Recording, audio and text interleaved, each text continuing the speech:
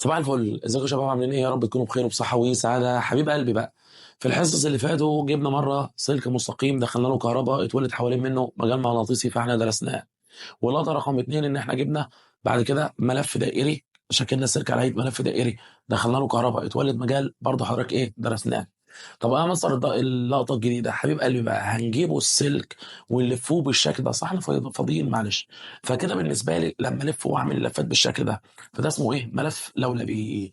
فدي اللقطه الجديده بقى، هكون ملف لولبي، والملف اللولبي ده هدخله كهرباء فهيطلع مجال. فانا عايز ادرس المجال. فاللقطه رقم ثلاثه بعد ما درسنا السلك المستقيم، بعد ما درسنا الملف الدائري، عندي بقى المجال اللي بينشا نتيجه مرور كهرباء فين؟ في ملف لولبي.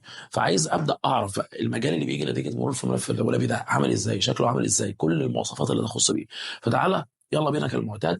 اللقطه اللي انا عايز ادرسها يا باشمهندس، انا عايز دلوقتي نشوف مع بعض يا جماعه المجال المغناطيسي اللي بينشا نتيجه مرور كهرباء في ملف لولبي. يلا يا باشا، عندي اهو المجال المغناطيسي يا باشا. ماله انا يا باشمهندس؟ الناشئ عن مرور تيار في ملف لولبي. طب يا باشمهندس هتعرفنا ايه حبيب قلبي؟ واقول لك ليه، ما انت عارف ما نفس الحاجات اللي درستها في السلك المستقيم والدائري هدرسها دلوقتي في اللولبي. يعني انت المفروض حضرتك اللي ترد عليا دلوقتي. حضرتك عايز تعرف ايه؟ عايز اعرف رقم واحد شكل المجال بتاع الملف اللولبي. عايز اعرف رقم اتنين يا جماعه خواص المجال.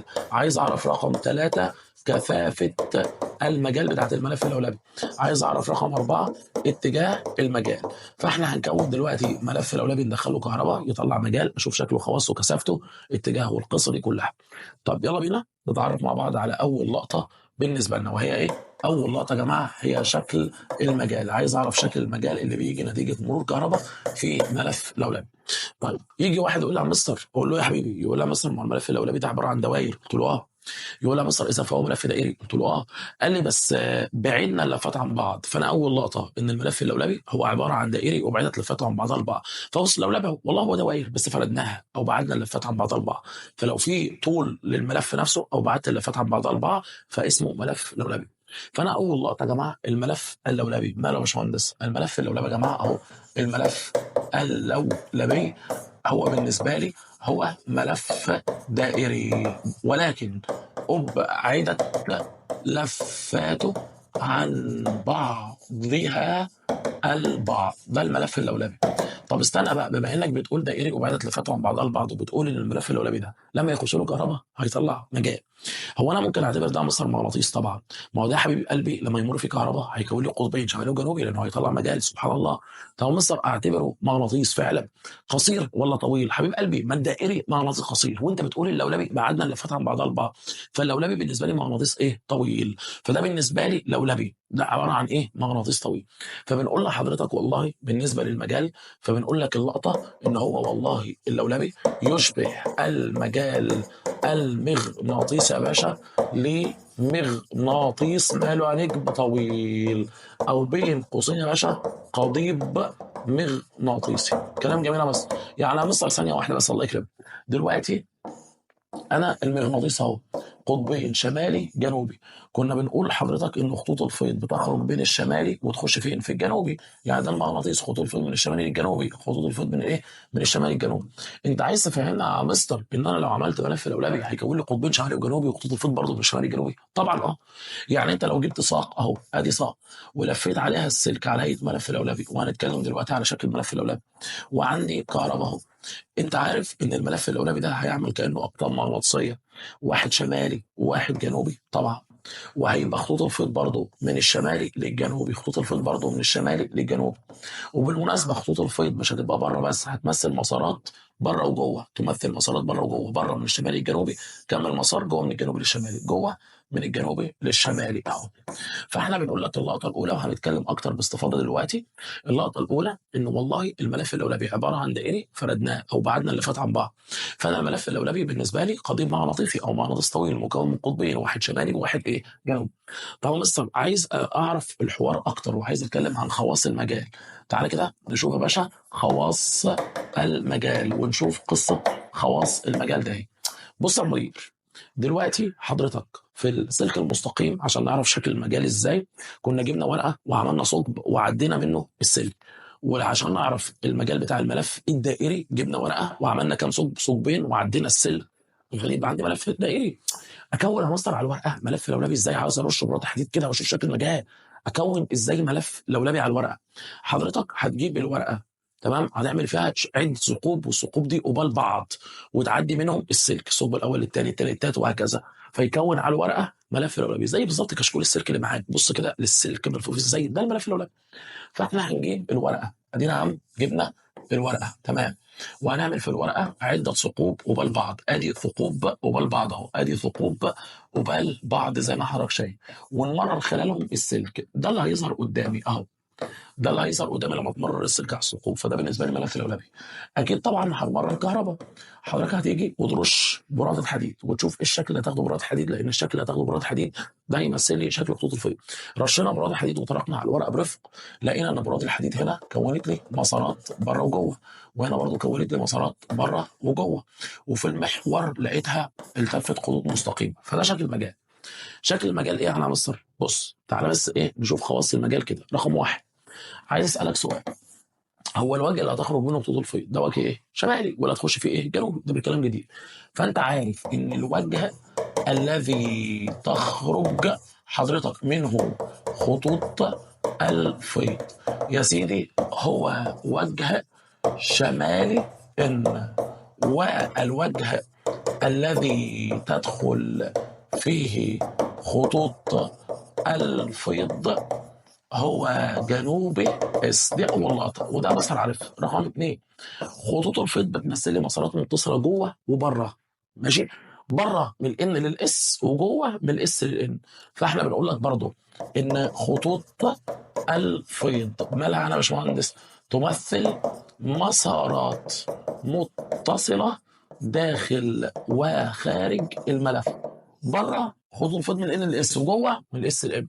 طب استنى بقى، اهم لقطه، انا لقيت يا جماعه ان المجال عند المحور ماله يا باشمهندس؟ منتظم. يعني ايه يا باشمهندس؟ يعني في المحور له خطوط مستقيمه، ده المجال. فبنقول لحضرتك اللقطه الثالثه ان والله يا باشا المجال عند محور الملف منتظم. طب ليه يا مستر بتقول المجال عند محور الملف منتظم؟ لأنه على هيئة خطوط مستقيمة متوازية فيما بينها، وموازية لمحور الملف، وعمودية على مستوى الملف، زي الدائري بالظبط. كان المجال موازي للمحور عمودي على المستوى.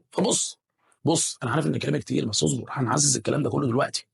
حضرتك لما تيجي تبص كده، ادي الملف الاولوي في المحور خطوط مستقيمه، فبقول مجال منتظم. ليه؟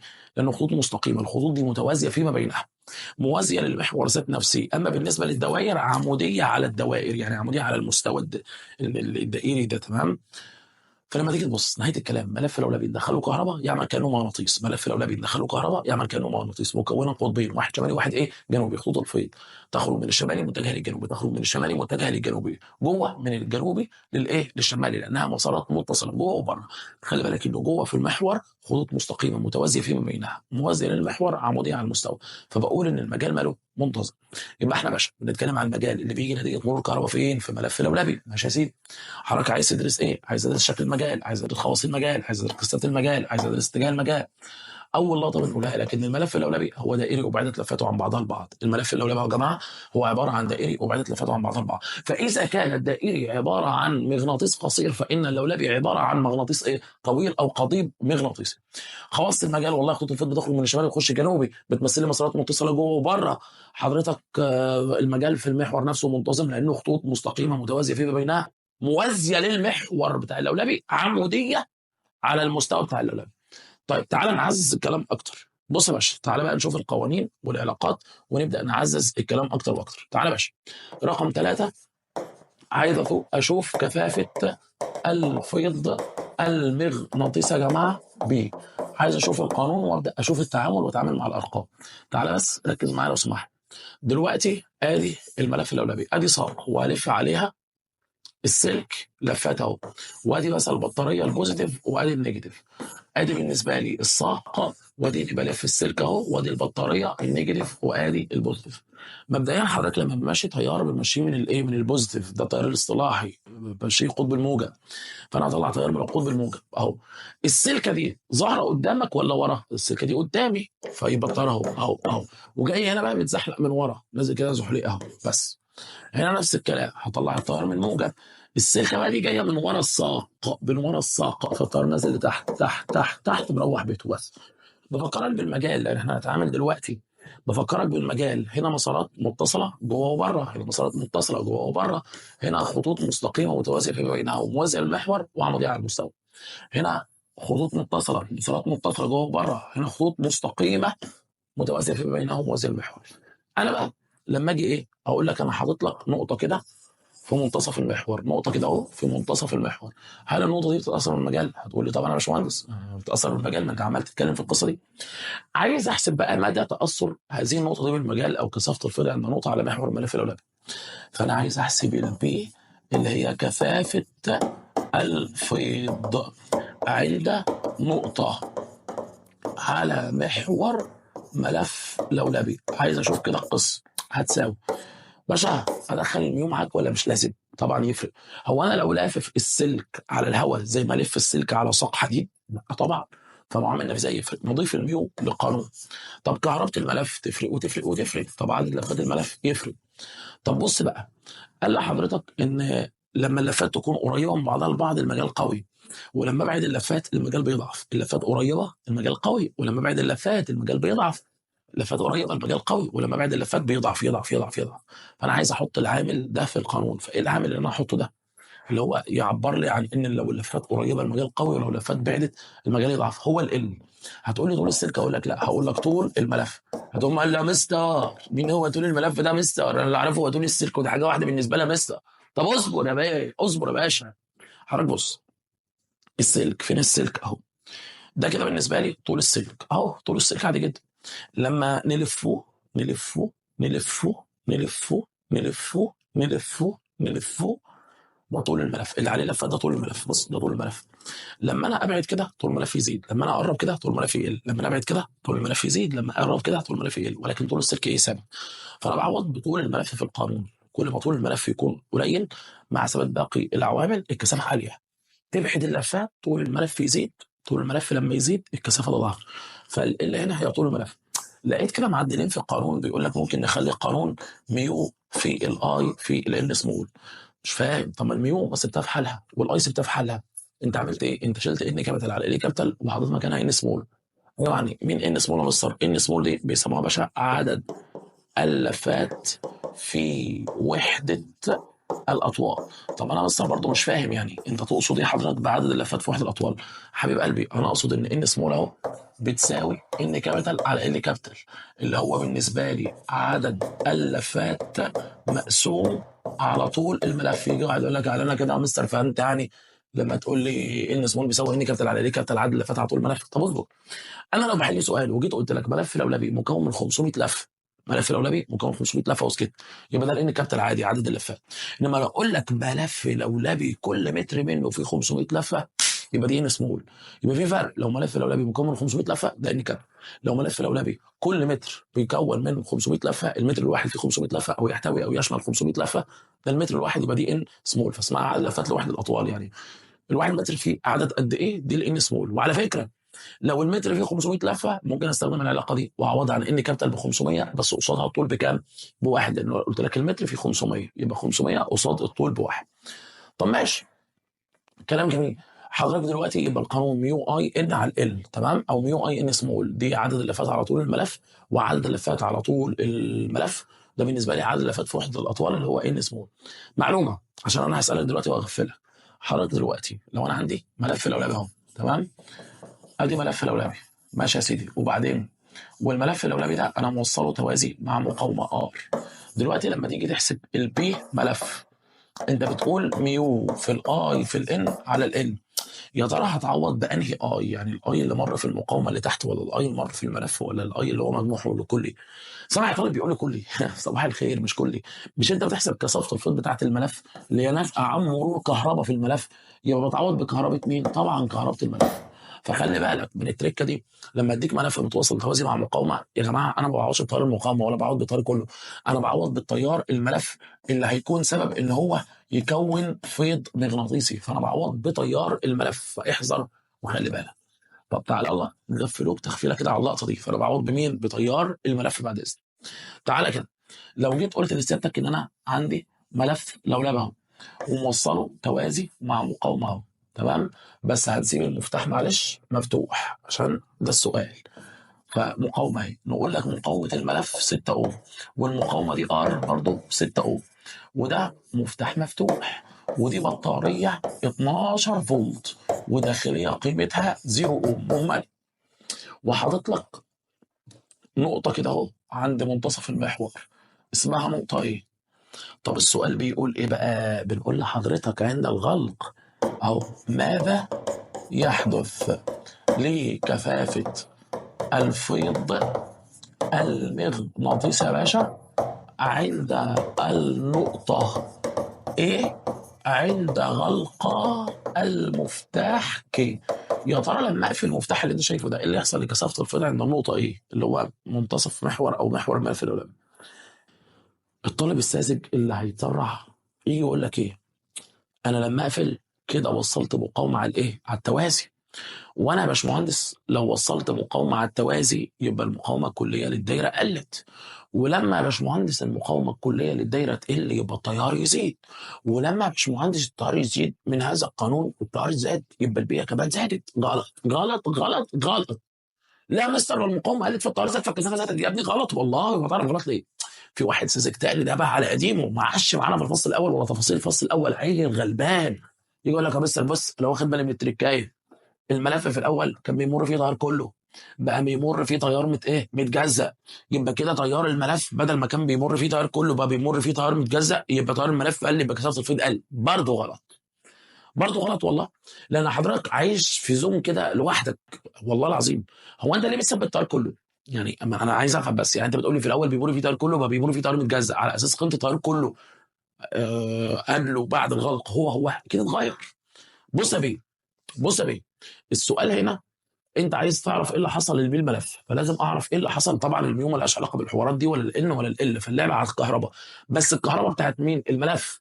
فشوف لي تيار الملف يا جماعه، الملف ده موجود في فرع، يعني شوف تيار الفرع.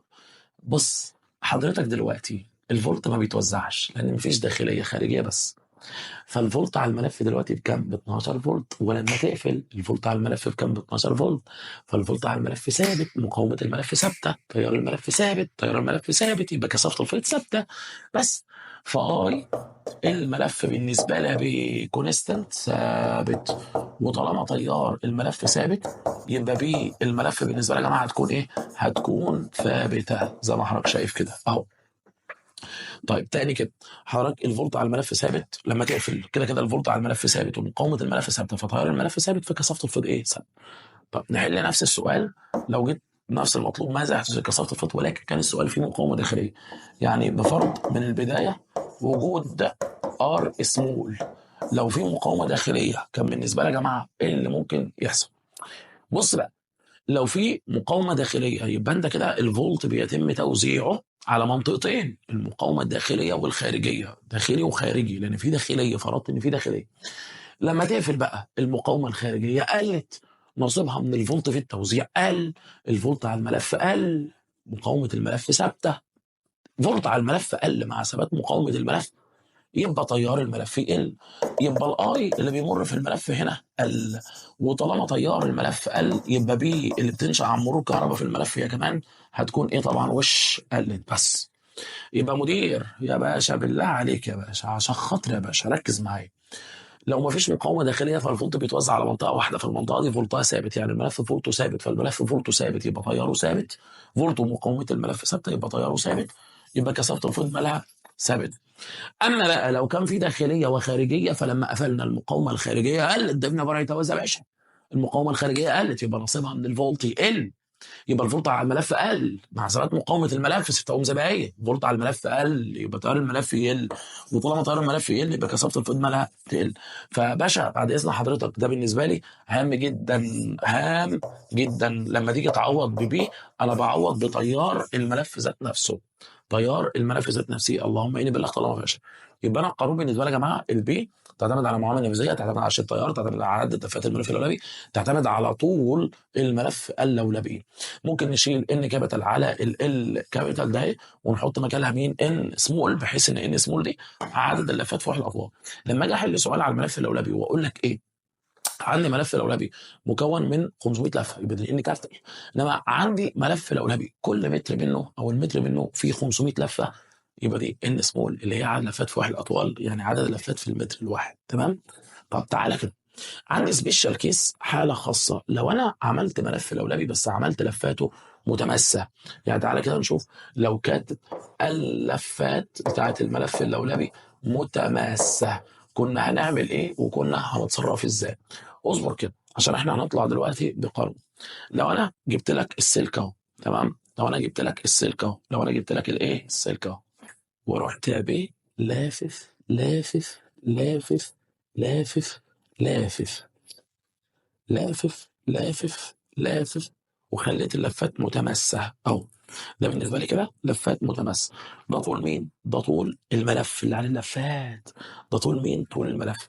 طيب طول الملف ده أو طول الملف ده ده بالنسبة لي يا جماعة طول الملف، طول الملف قطر الحتة الصغيرة اللي هي قطر السلك مضروب فيه على اللفات. يبقى قطر السلك في عدد اللفات ده يديك مين؟ طول الملف. يبقى قطر السلك في عدد اللفات ده طول الملف، أو قطر السلكية فعدد اللفات اللي عندي ده طول الملف. فلو كانت اللفات متماسة يبقى الملف عبارة عن 2 ار اللي هي قطر السلك مضروب في الان اللي هي مين يا جماعة؟ اللي هي عدد اللفات اهو. ده قانون ما بستخدموش غير حاله خاصه بس لو كانت اللفات مالها متماسكه. يجي بقى واحد يقول لك يا مستر طب انا ممكن اعمل حركه حلوه، قلت له لا مدير. قال لي انت مش لسه قايل لي بي لولبي بيساوي ايه؟ فكرني بس كده يا مستر اقول لك. بي لولبي يا سيدي بتساوي ميو في الاي في الان على ال. يقول له يا مستر مش اللي تحت في المقام ده طول الملف؟ اقول له اه. يقول له يا مستر خلاص ما هو ده طول الملف وانت بتقول اللفات متماسكه، فممكن اقول ايه؟ ميو في الاي في الان، واشيل طول الملف اللي موجود في المقام يا جماعه واعوض عنه ب 2 ار في الان، فتقوم ان رايحه مع الان. هنكتب اهو الحمد لله لسه عايش. يبقى بي لولبي ساعتها بتساوي ميو اي على 2 ار، بس خلي بالك اللي موجود في المقام ده قطر الايه السلك اللي انا دخلته هنا، فده قطر السلك. فدي بالنسبه لي حاله خاصه. حاله خاصه امتى؟ لما اللفات تكون مالها تكون متماسه.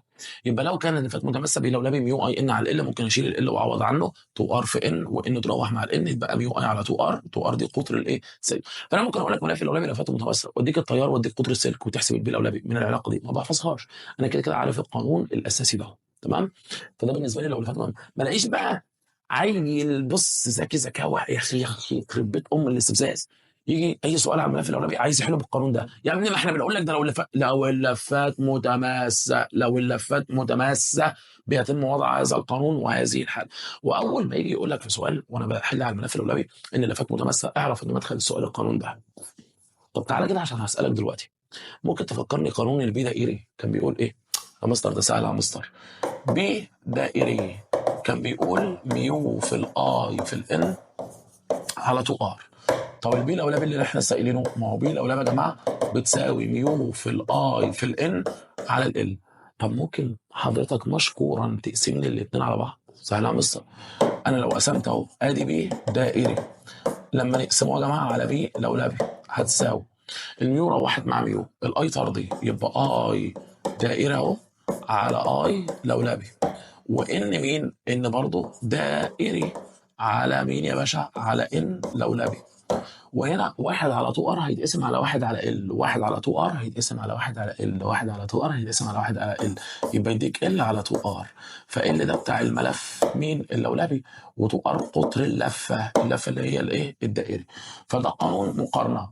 فانا على طول دايركت لما اديك سؤال زي اللي انا هديك دلوقتي واقول لك ايه؟ دائري ولولبي وقارن بينهم، تقول لها مستر بدائري على ب لولبي بتساوي الاي طردي، يبقى اي دائري اهو على اي لولبي، والان طردي يبقى ان دائري على ان لولبي، ومستر ال على 2 ار اهو، ال بتاعت الملف اللولبي على 2 ار اللي هي قطر اللفه الدائريه. فده بالنسبه لي قانون مقارنه ما بين ب دائري وب لولبي. طب ما تسالني كده يا مستر انا عايز ايه اطبق على العلاقه دي كده؟ حاضر، تعالى نسالك سؤال. بص اهو القانون وهتعامل بيه.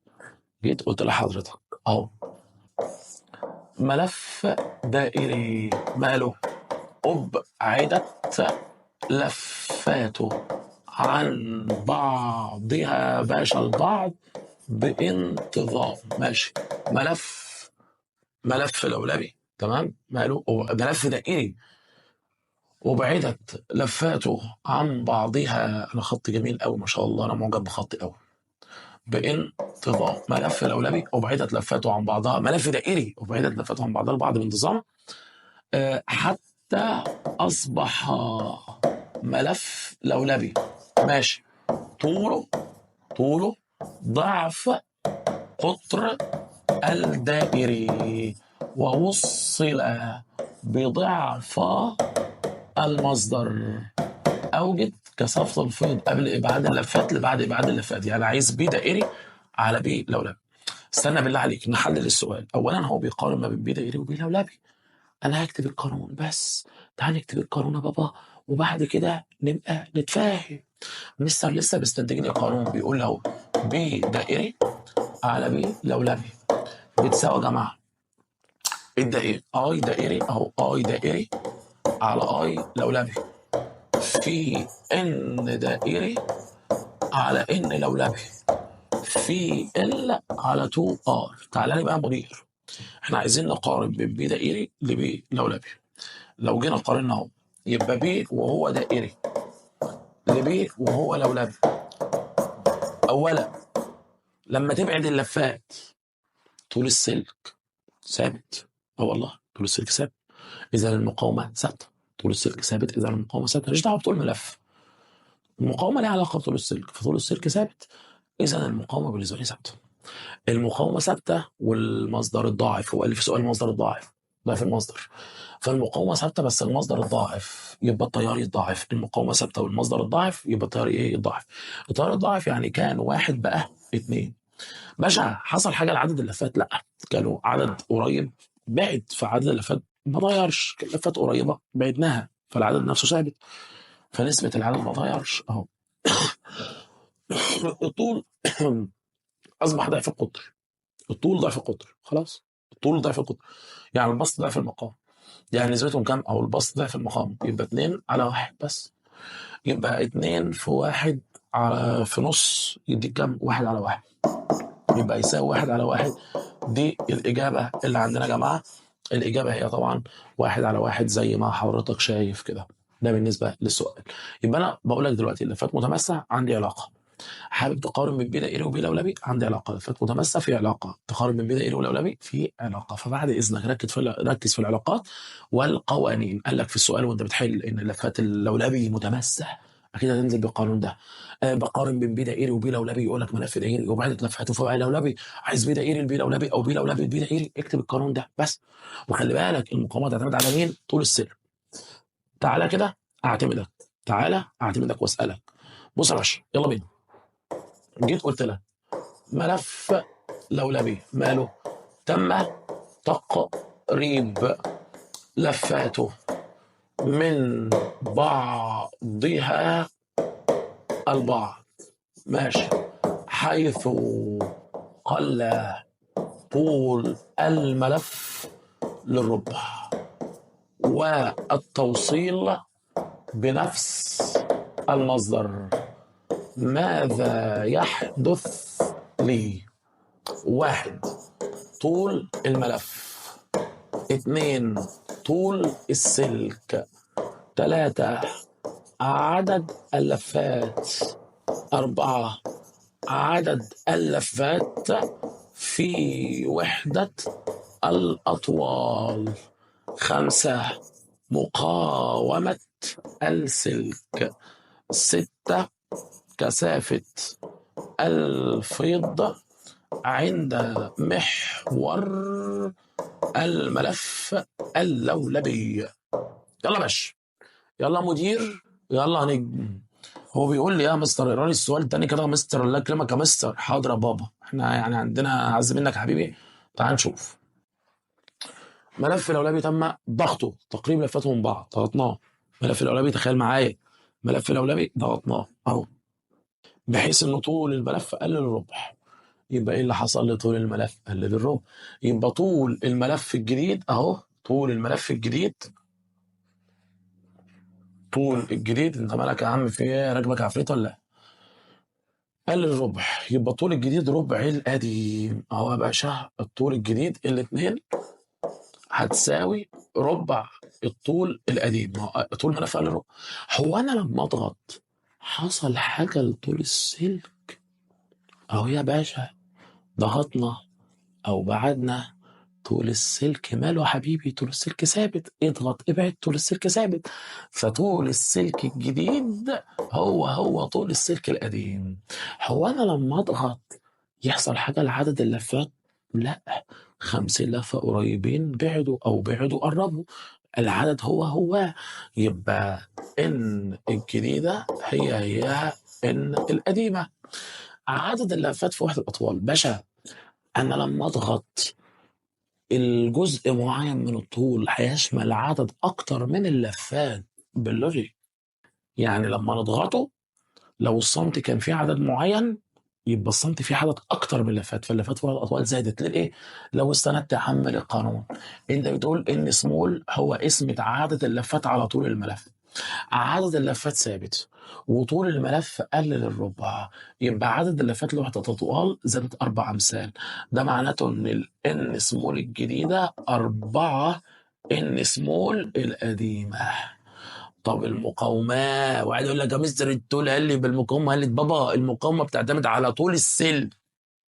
طالما طول السلك ثابت يبقى المقاومة ثابتة، يبقى المقاومة الجديدة هي المقاومة القديمة.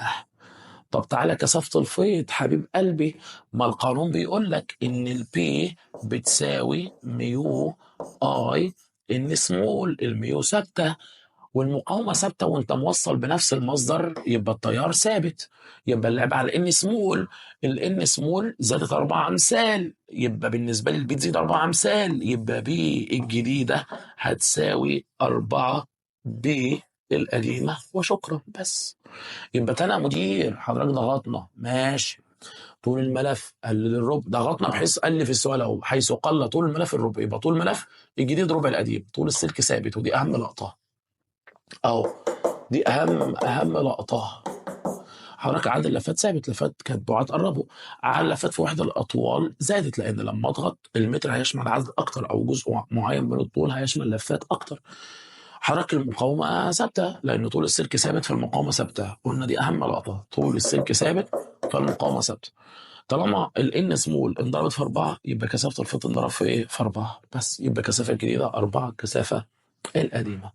طب ما تيجي أستلمك كده أشوف الفرق بين ده وده. تعال، لو جيت قلت لك ملف لولبي مالها مستر تم قطع ربع طوله، قطعنا ربع طوله وتوصيل ما تبقى منه بنفس المصدر. ملف لولبي قطعنا ربع طوله ووصلنا ما تبقى منه بنفس المصدر، ماذا يحدث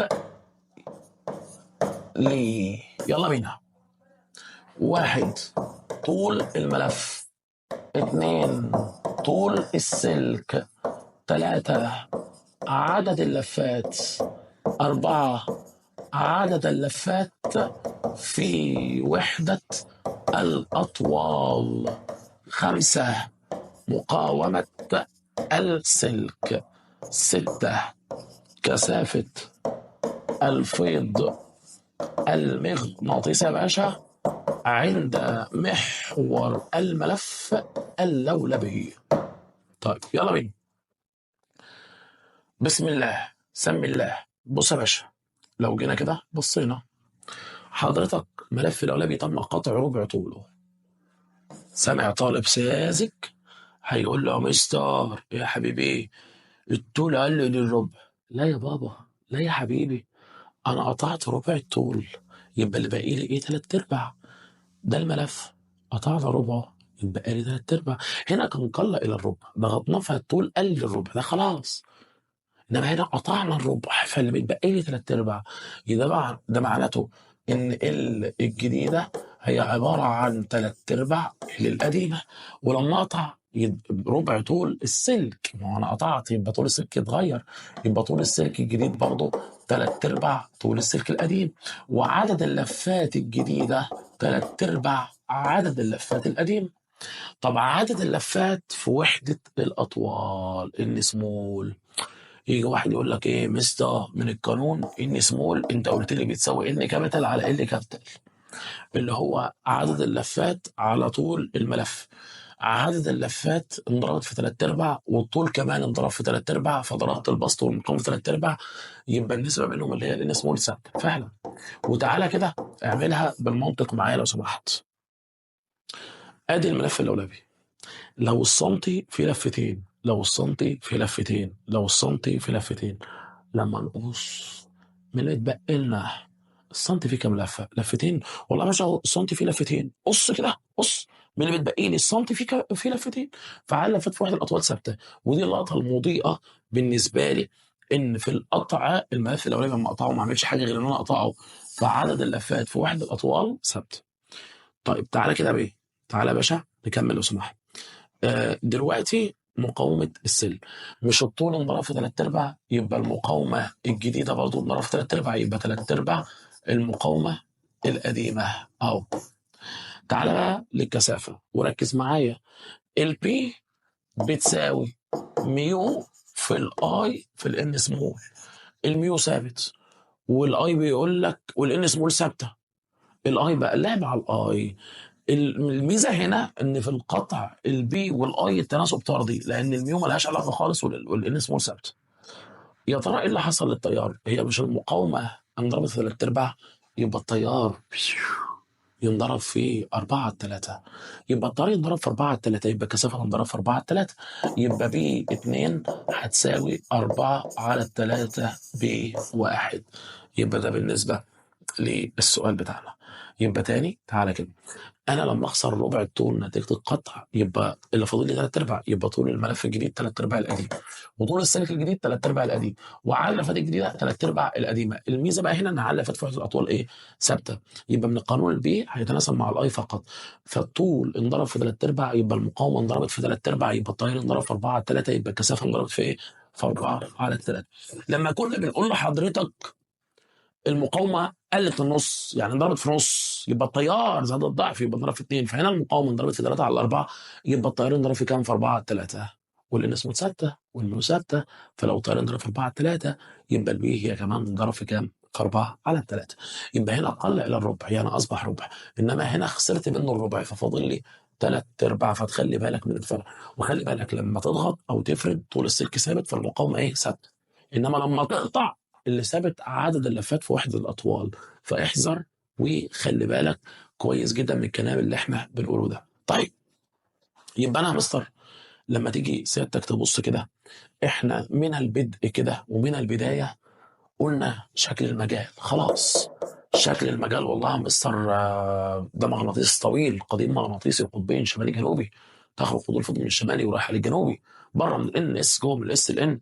خواص المجال قلنا بتخرج من الشمالي ورايحه للجنوبي، وقلنا مسارات متصله بره وجوه، وقلنا عند المحور خطوط مستقيمه متوازيه فيما بينها موازيه المحور عموديه على المستوى، وقلنا كثافه الفيض اللي هو القانون ميو في الاي في الان على ال او ميو اي ان سمول.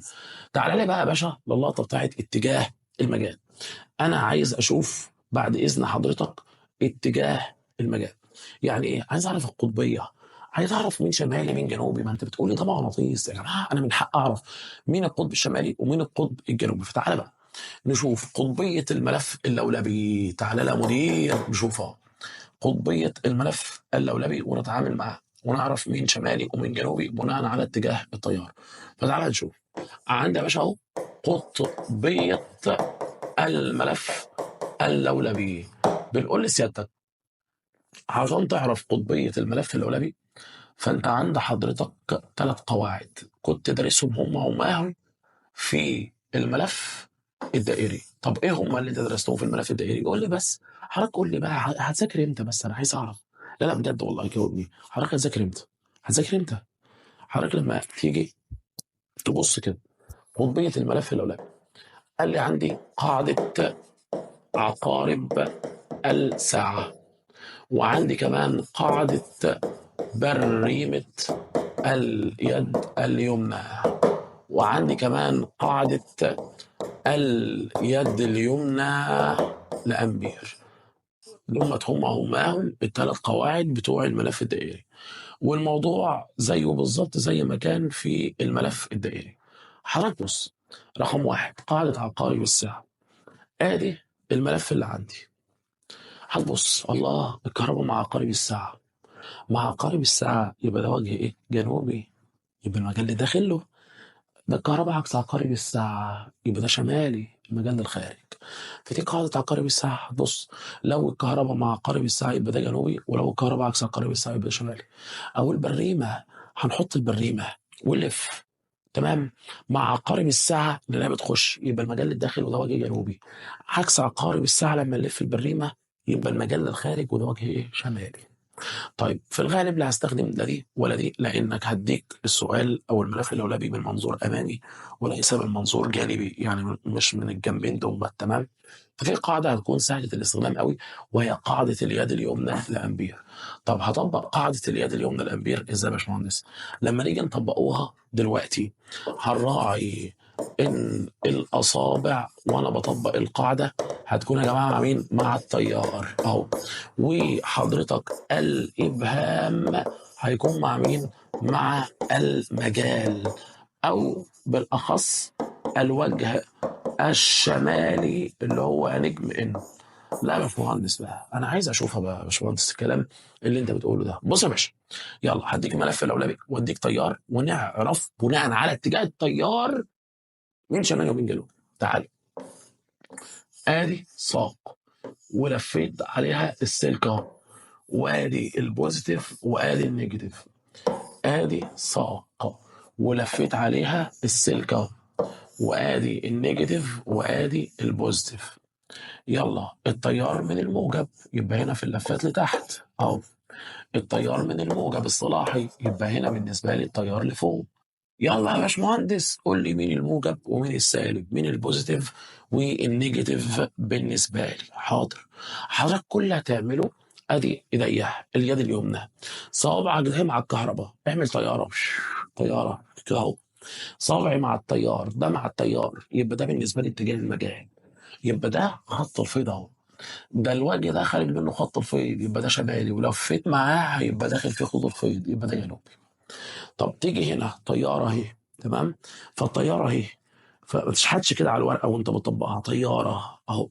لو انا عامل صوابعي لتحت كده اهو يبقى ده خط الفيض اللي هو الابهام، فده خط الفيض اهو، خارج من الوجه ده فده الشمالي، لو لفيت معاه داخله الوجه الثاني يبقى ده الجنوبي. فاحنا بنقول لحضرتك على طول ايه بقى؟ هتعمل صوابعك مع التيار ده يشير للشمالي، هتعمل صوابعك مع التيار ده يشير للايه؟ للشمالي. هو طبعا التطبيق الصحيح للقاعده ان انا بتخيل ان انا ماسك الملف الاولاني، بحيث صوابعي مع التيار وده مع الشمالي اهو، صوابعي ماسك، تخيل ماسك الملف الاولاني كده، صوابعي اهو مع التيار، صوابعي مع التيار وده مع الشمالي، هنا برضو صوابعي مع التيار اهو وده شمالي، فصوابعك دي مع التيار شمالي، صوابعك مع التيار شمالي. طب يلا ما تيجي نسألوك سؤال واتنين وتلاتة ونشوفك كده حضرتك هتقول لي ايه. تعالى كده نشوف، نسألك سؤال ونشوفك هتقول لي ايه. يلا يا باشا، لو جينا قلنا لحضرتك لو انا عندي يا باشمهندس، عندي ملف ساقي ولف عليها السلك لفات، وادي البطاريه وادي مفتاح. طب وبعدين؟ وحاطط لك اهو ميزان اهو. طب وبعدين برضو، والميزان حاطط لك عليه كده يا باشا قطعه حديد. طب عايز مني ايه؟ بص يا باشا، جيت قلت لك ماذا يحدث لقراءة الميزان اهو، ماذا يحدث لقراءة الميزان؟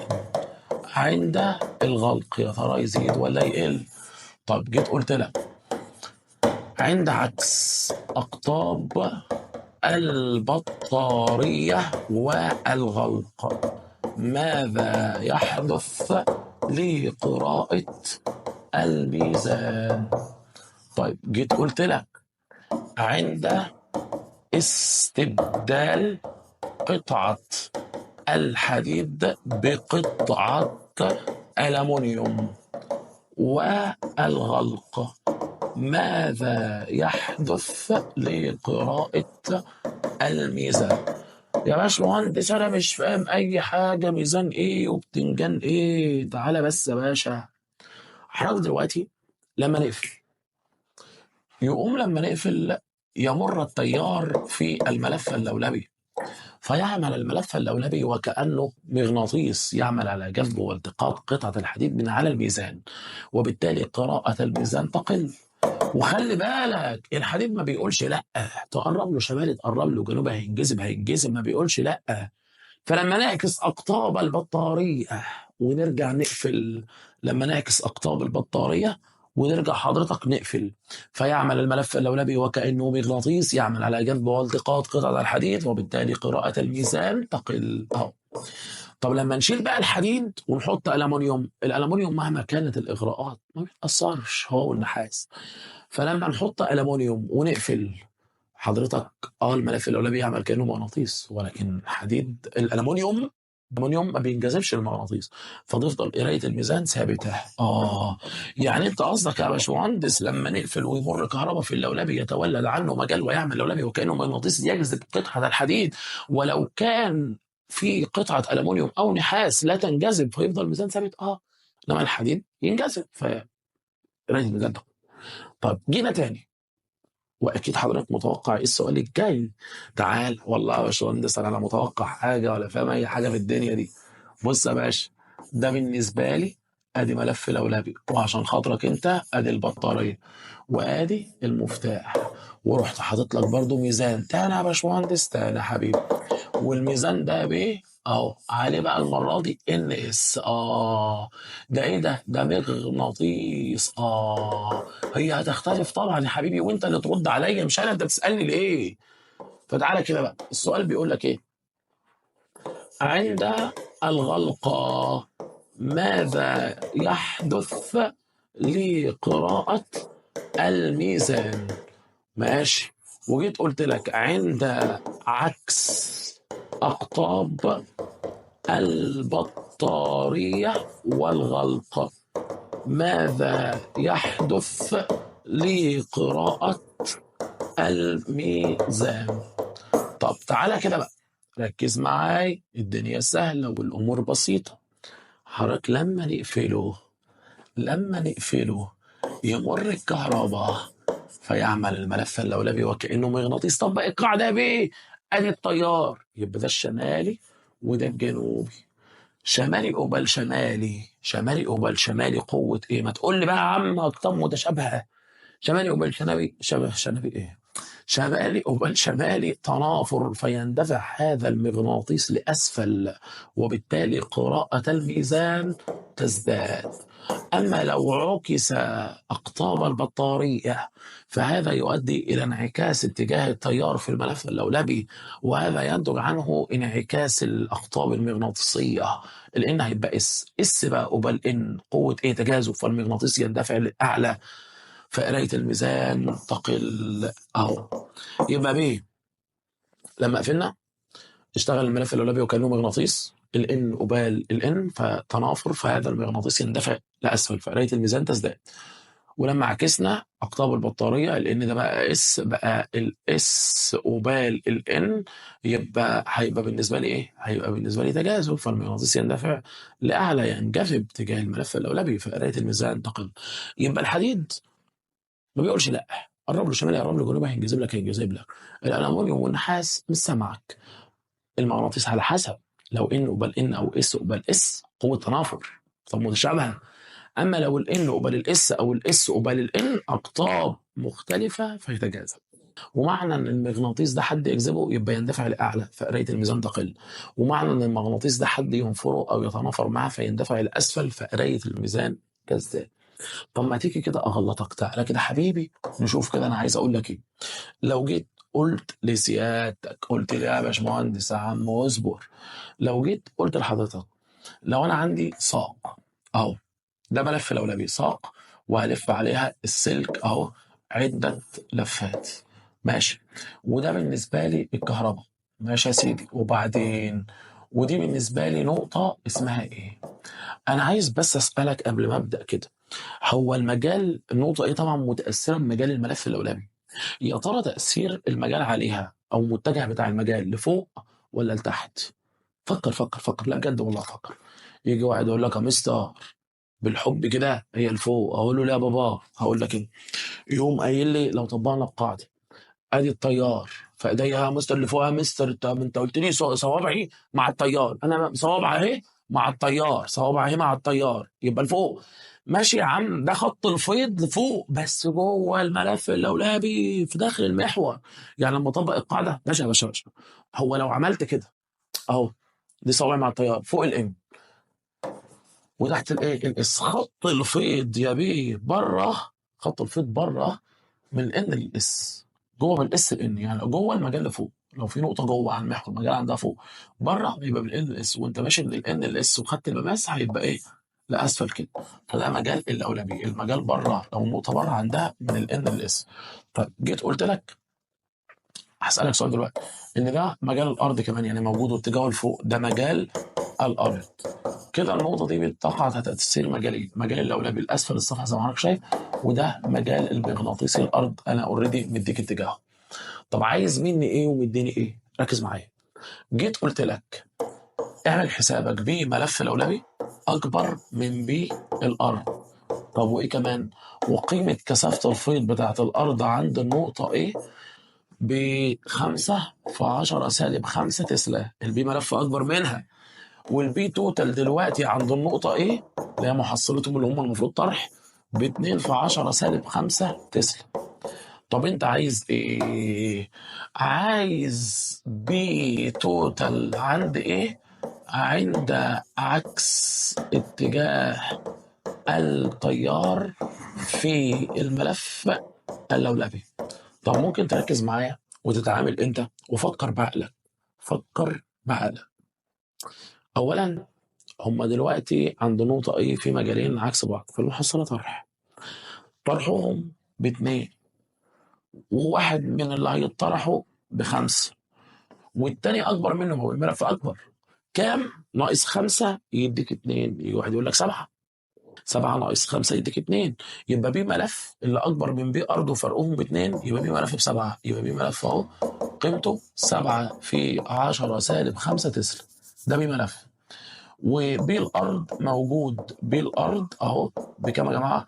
بخمسة في 10 سالب 5 تسلا، دلوقتي بيطرحوا في محصله طرحهم باتنين، ولكن لما اعكس اتجاه التيار في الملف الاولابي بدل ما هم طرح يبقوا جنب، لان اتجاه التيار لما يعكس في الملف الاولابي اتجاه المجال الناشئ عنه يعكس، فيبقوا بدل ما هم طرح يبقوا جنب، فيبقى ناتج جمعهم بقى بي توتال عند ايه لما تجمع بي ملف وبي الارض 7 و5 يديك 12 في 10 سالب 5 تسلا، بدل ما هم مطروحين باتنين يبقى مجموعين ب 12 في 10 سالب 5 تسلا، يبقى دي بالنسبه لي الاجابه. فخلي بالك دايما حدد الان والاس، لو النقطه بره يبقى من الان للاس، لو النقطه جوه كده فيبقى كمل المسار، يبقى المجال عندها من الايه من الاس للان، فاحذر من النقطه دي كويس جدا لانها بتكون فارقه بالنسبه لك. طيب تعالى كده يا باشا نكمل ونشوف اللقطه 8 و9 و10، لقطات سهله وانت عارفها. اصبر بقى 8 كده، تعالى ركز معايا. عندي صاع لافف عليها السلك اهو يا باشا، وادي بالنسبه لي الكهرباء كده في اللفات لفوق. اصبر بس اقول لك انا عايز ايه، وده سلك ودي نقطه، عايز محصله المجال عند هذه النقطه. طب اصبر، جيت قلت لك عندي برضو ساق وادي اللفات وادي التيار، ودي بالنسبه لي التيار اللي فوق اهو، ودي بالنسبه لي نقطه، وادي بالنسبه لي سلك تاني، وعايز المحصله عند النقطه دي. طب اصبر. جيت قلت لك لو انا عندي ساق والساق لافف عليها السلك زي ما حضرتك شايف، وادي التيار لاسفل مثلا اهو، وجيت قلت لك ده سلك ودي نقطة، وعايز محصلة المجال عند هذه النقطة دي. طيب تعالى كده نشوف، حضرتك دارس مجالات سواء بقى سلك سواء دائري سواء لولبي، فالمفروض سيادتك انك بتعرف تتعامل. فتعالى نشوف كده، هتعرف تتعامل ولا هتطلع كميخة؟ ربنا يستر منك. اولا مجال اللولبي، التيار اهو في مجال لولبي اهو، خلص لي مجال اللولبي مرة واحدة. ده مجال اللولبي اهو، التيار اهو في مجال اللولبي اهو، فده بالنسبة لي اتجاه مجال اللولبي. ده بالنسبة لي التيار لأسفل، فده بالنسبة لي مجال اللولبي، فده كده اهو مجال اللولبي. طب تعال نجيب البي توتال يلا، نجيب البي توتال يلا. أولا ده مجال اللولبي، هو مجال السلك عامل ازاي؟ طبق قاعدة اليد اليوم يا ابني، انت بتاخد درس فيزياء عند مين يا ابني؟ الله يرضيك يا ابني، انت بتسألني ليه؟ هو مش انت اتعاملت بالسلك يعني كتير قوي؟ فحرام عليك يعني، حرام عليك. لو جيت بصيت كده، اولا السلك ده يطلع مجال عمودي للداخل، فده مجال السلك وده مجال اللولبي، يبقى المجالين متعامدين، فيبقى البي توتال جذر في سهورس، يبقى بي توتال هتساوي جذر بي ملف تربيع زائد بي سلك تربيع بس. طب جيت لك تاني، السلك ده كنا بنعمل ايه؟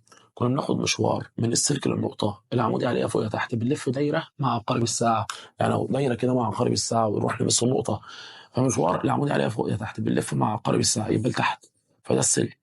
فيبقى المحصلة احنا برضو عند النقطة دي المجالين متعامدين، فيبقى المحصلة جذر فيثاغورس، فالبي توتال هيبقى بالنسبة لي جذر البي سلك تربيع زائد بي ملف تربيع. طب باشا يلا، النقطة دي كنا بناخد مشوار من السلك للنقطة العمودي عليه يا يمين يا شمال، بنلف عكس عقارب الساعة. لما حضرتك تلف عكس عقارب الساعة، استنى بس كده، لما حضرتك السلك موجود اهو، حضرتك كنا بناخد مشوار من السلك للنقطة، لو انا خدت مشوار اهو العمودي عليه يمين يا شمال، بنلف عكس عقارب الساعة، لما نلف عكس عقارب الساعة ونروح نبص النقطة نبقى في الاتجاه ده، فده مجال البي سلك. فكده المجالين مالهم يا مسار؟ كده المجالين متعاكسين، فيبقى طالما المجالين متعاكسين يبقى المحصلة طرحهم يبقى بي توتال هيبقى بي ملف ناقص حضرتك البي سلك اهو، فدي بالنسبة لي المحصلة. يبقى تاني لو انا رتبت احداثي ورتبت كلامي، هنا مجال اللولبي اهو ومجال السلك عمودي للداخل يبقى جذر فيثاغورس اهو، هنا مجال اللولبي اهو ومجال السلك في مستوى الصفحه الاسفل فيبقى متعامدين جذر فيثاغورس اهو. هنا بالنسبه لي هيبقى سيادتك مجال اللولبي اهو، مجال اللولبي اهو. طب مجال السلك لو خدنا مشوار يبقى العمودي عليه في الاتجاه ده، تمام، لانك بتلف عكس عقارب الساعه اهو، فيبقوا طرح بس. فانت راجل دارس مجالات، يعني بتعرف تجيب مجال السلك مجال الدائري مجال اللولبي وتبدا توظف. لو في نقطه انت صارت مجالين في نفس الاتجاه تجمع، مجالين في عكس الاتجاه تطرح، مجالين متعامدين جذر في سهورس. طب يا مستر في لقطه كده، اتفضل يا حبيبي. والله يا مستر وانا بذاكر لقيت بيقول لي لو سلك الملف ملفوف لفه مزدوجه محصله كثافه الفيض في مركز الملف سواء دائري او لولبي بصفر. اه مستر الجمله دي بنقول لك اهو، سلك الملف سواء الدائري أو سواء اللولبي لو كان ملفوف لفا مزدوجا ساعتها البي توتال ايكوال زيرو. طب لا مستر، ما هو بص بالهبد كده، انت معنى كده انك كونت سيادتك مجالين، تمام؟ ما هو معنى ان المحصلة تطلع بصفر وازدواج يبقى انت كونت مجالين كانسلوا بعض. بس انا عايز افهم مصر يعني ايه ملفوف لفا مزدوجا؟ طب اصبر كده، انا معايا السلك اهو، ادي بالنسبه لي يا جماعه السلك، ايه قصه بقى ان هو ملفوف لفا مزدوجا؟ طيب تعالى يا باشا نشوف ملفوف لفا مزدوجا. لو جيت بصيت يعني انا مستر ملفوف لفا مزدوجا، طيب ادي حضرتك السلك لفا مزدوجا نقوموا تانيينه اهو يا باشا، ونيجي بقى نلفه. فانا اتني الاول لو جيت تنيته ولفيته على اساس ملف دائري، فانا تنيته اهو وهلفه بالنسبه لي بالشكل ده كده اهو. فانت لو ركزت لو التيار مر في اللفه دي هيجي هنا يعكس، فيبقى كده كونت عند السنتر ده مجالين البقاء لله ساووا بعض مقدارا ضربوا بعض اتجاها فالمحصله بصفر. فلما الف السلك مزدوج واكون بيه ملف دائري تنعدم المحصله في المركز. طب باشا لو عملته ملف لولبي نفس القصه باشا، ما هو لو لفيناه كده كده كده، لو انا لفيته ملف لولبي بص بص بص هتلاقي في الحته دي ده هي بالظبط التيار هيجي يتعكس. يعني هتلاقي سيادتك في اللف مزدوج اهو يا باشا، التيار لما يجي يمر يجي في الحته دي يقوم معكوس، او التيار مر يجي في الحته ده اهي يقوم معكوس اتجاهه. فبالتالي كونت مجالين كنسلوا بعض في البقاء لله. فاذا لف الملف الدائري لفا مزدوجا او اللولبي لفا مزدوجا ومره تيار كهربي كده كده مش هيطلع مجال. ولفه مزدوجه يعني تتنيه وتلفه، لفه مزدوجه يعني ايه؟ تتنيه وتلفه. طب تعالى كده عندي لقطه اخيره. ايه اللقطه الاخيره دي؟ لو جيت قلت لك انا كونت ساقي ولفيت عليها السلك بالشكل ده كده، اصبر بس يا عم اهو بالشكل ده كده، ايه يا مستر الشكل ده؟ وجيت قلت لك الطياره اهو لاسفل لاسفل لاسفل، جه هنا هيبقى معكوس كده ويبقى هنا لفوق اهو يا باشا. يا مستر القصه دي انا مش فاهم اي حاجه. لو جيت طبقت كده عشان اعرف القطب ده ايه والقطب ده ايه هسالك عن الاقطاب. لو التيار اللي تحت ده شمالي يبقى ده ان اهو، وهنا بالنسبه لي الطار اللي فوق ده انا لو طبقت هنا هيبقى ده برضه شمالي. ايه ده؟ يعني هنا او الطار اللي تحت يبقى ده شمالي، وهنا الطار اللي فوق يبقى ده برضه شمالي. فانت هنا كونت بالطريقه دي او بالتوصيله دي ملف لولبي له قطبان متماثلان، يعني يا باشا زي بعض. طب يا مستر دي بعملها ازاي؟ ما هو كده التوصيله دي والحركه دي ضمت ملف لولبي ليه قطبين زي بعض تماما. طب انا بعملها ازاي؟ ركز كده معايا، ركز معايا، خد سكرين شوت بقى. لف اللولبي لف اللولبي لف اللولبي، بص بقى، تعالى بقى ايه نضغط ونقوم عاملين كده بس اهو. فانا ضغطت اهو وعملت الحركه دي كده، فده اللي انا مكونه. فانت لو عملت الحركه دي هتلاقي مثلا اتجاه التيار هنا لفوق، وجه هنا بسبب الحركه دي اتعكس بقى لتحت. فانت لو طبقت هيديك يا اتنين جنوبي على حسب بقى اتجاه التيار، يا اتنين جنوبي يا اتنين شمالي بالافتكاسه او الحركه اللي انت عملتها دي. فانا هعملها تاني قدامك. حركه تجيب السلك، احنا خلاص عرفنا اللفه مزدوجه انك هتتنيه وتلفه. هنا بالنسبه لي تلف تلف تلف، جينا ضغطنا وعكسنا كده اللفه، فانت كده كونت ملف لولبي ليه قطبين زي بعض يا باشا. يبقى حبيب قلبي، حبيب قلبي، قلنا اللف المزدوج وقلنا برضو الشكل ده هيديك يا اتنين شمالي يا اتنين جنوبي على حسب اتجاه الايه؟ اتجاه التيار. فده كان بالنسبه للملف الاولاني. اعتقد الملف الاولاني ما فيهوش اي مشاكل بالنسبه لشكل المجال، خواص المجال، القانون البحثي لكثافه المجال، اتجاه المجال، سواء تعمل صوابع كده سواء تعمل صوابع كده والابهام مع الشمالي. وحضرتك لو في تركه فهي مش في اللولبي، هي في الاسلاك المستقيمه والدائري اللي انت دارسهم. عشان يعني اللولبي مجاله اهو، اللولبي مجاله اهو، اللولبي مجاله اهو. تبدا بقى السلك انت دارس السلك ده والسلك ده والسلك ده، وتعرف النقطه اللي بسالك عنها عندها مجالات طرح ولا جمع ولا جذر ولا. تخلي بالك لو النقطه بره المجال عندها من الان للاس، اما لو النقطه جوه المجال عندها من الاس للان. النقطه دي خطره جدا. فده بالنسبة لفيديو الملف اللولبي وحصة الملف اللولبي. ألقاكم إن شاء الله في الحصة القادمة وسيو. تعالوا بقى مع بعض يا شباب نشوف كده كام لقطة على الملف اللولبي. عندنا حوالي 17 سؤال أو 17 مسألة فيما يقارب ذلك على الملف اللولبي، فتعالوا مع بعض نشوفوهم، يلا بينا. طيب تعالى يا باشا، السؤال الأولاني بيقول لي إيه يا باشمهندس؟ تعالى يا باشا نشوف السؤال الأول بيقول لحضرتك إيه. عندك ملف حلزوني او ملف لولبي 11 سم ده الطول، فانا الحمد لله عندي ال وعندي كمان عدد اللفات ده الان. دخلت له كهرباء تمام، الكهرباء دي ده الاي 28 امبير. احسب كثافه الفيض المغناطيسي تمام في الهواء عند اي نقطه، ومديك طبعا معامل النفاذيه المغناطيسيه الهواء انت عارفه، وبعد كده ترجع تاني تحسبها لما معامل النفاذيه يتغير ويبقى حديد. طيب تعال، احنا عارفين ان بي لولبي بتساوي ايه يا باشمهندس؟ بي لولبي بتساوي ميو في الاي في الان على ال. فاعتقد كل حاجه عندي احنا نحسب بي لولبي مرتين، مره لما يكون الوسط هواء معامل النفاذيه بتاع الهواء، ومره البي لما يكون الوسط حديد يعني معامل النفاذيه بتاع الحديد. وتعالى كده مع بعض نشوف القصه ماشيه ازاي. طبعا قانون ميو الهواء الاول 4 باي في 10 سالب 7، مديني الكهرباء يا جماعه 28 امبير. ميو في الاي تمام في الان ب 20 على طول الملف 11 سم، يعني 11 في 10 اس سالب 2.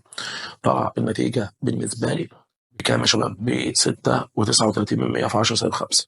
يبقى لما يكون وسط هواء 6.39 في 10⁻5 تسلا. ده بالنسبة لي البي.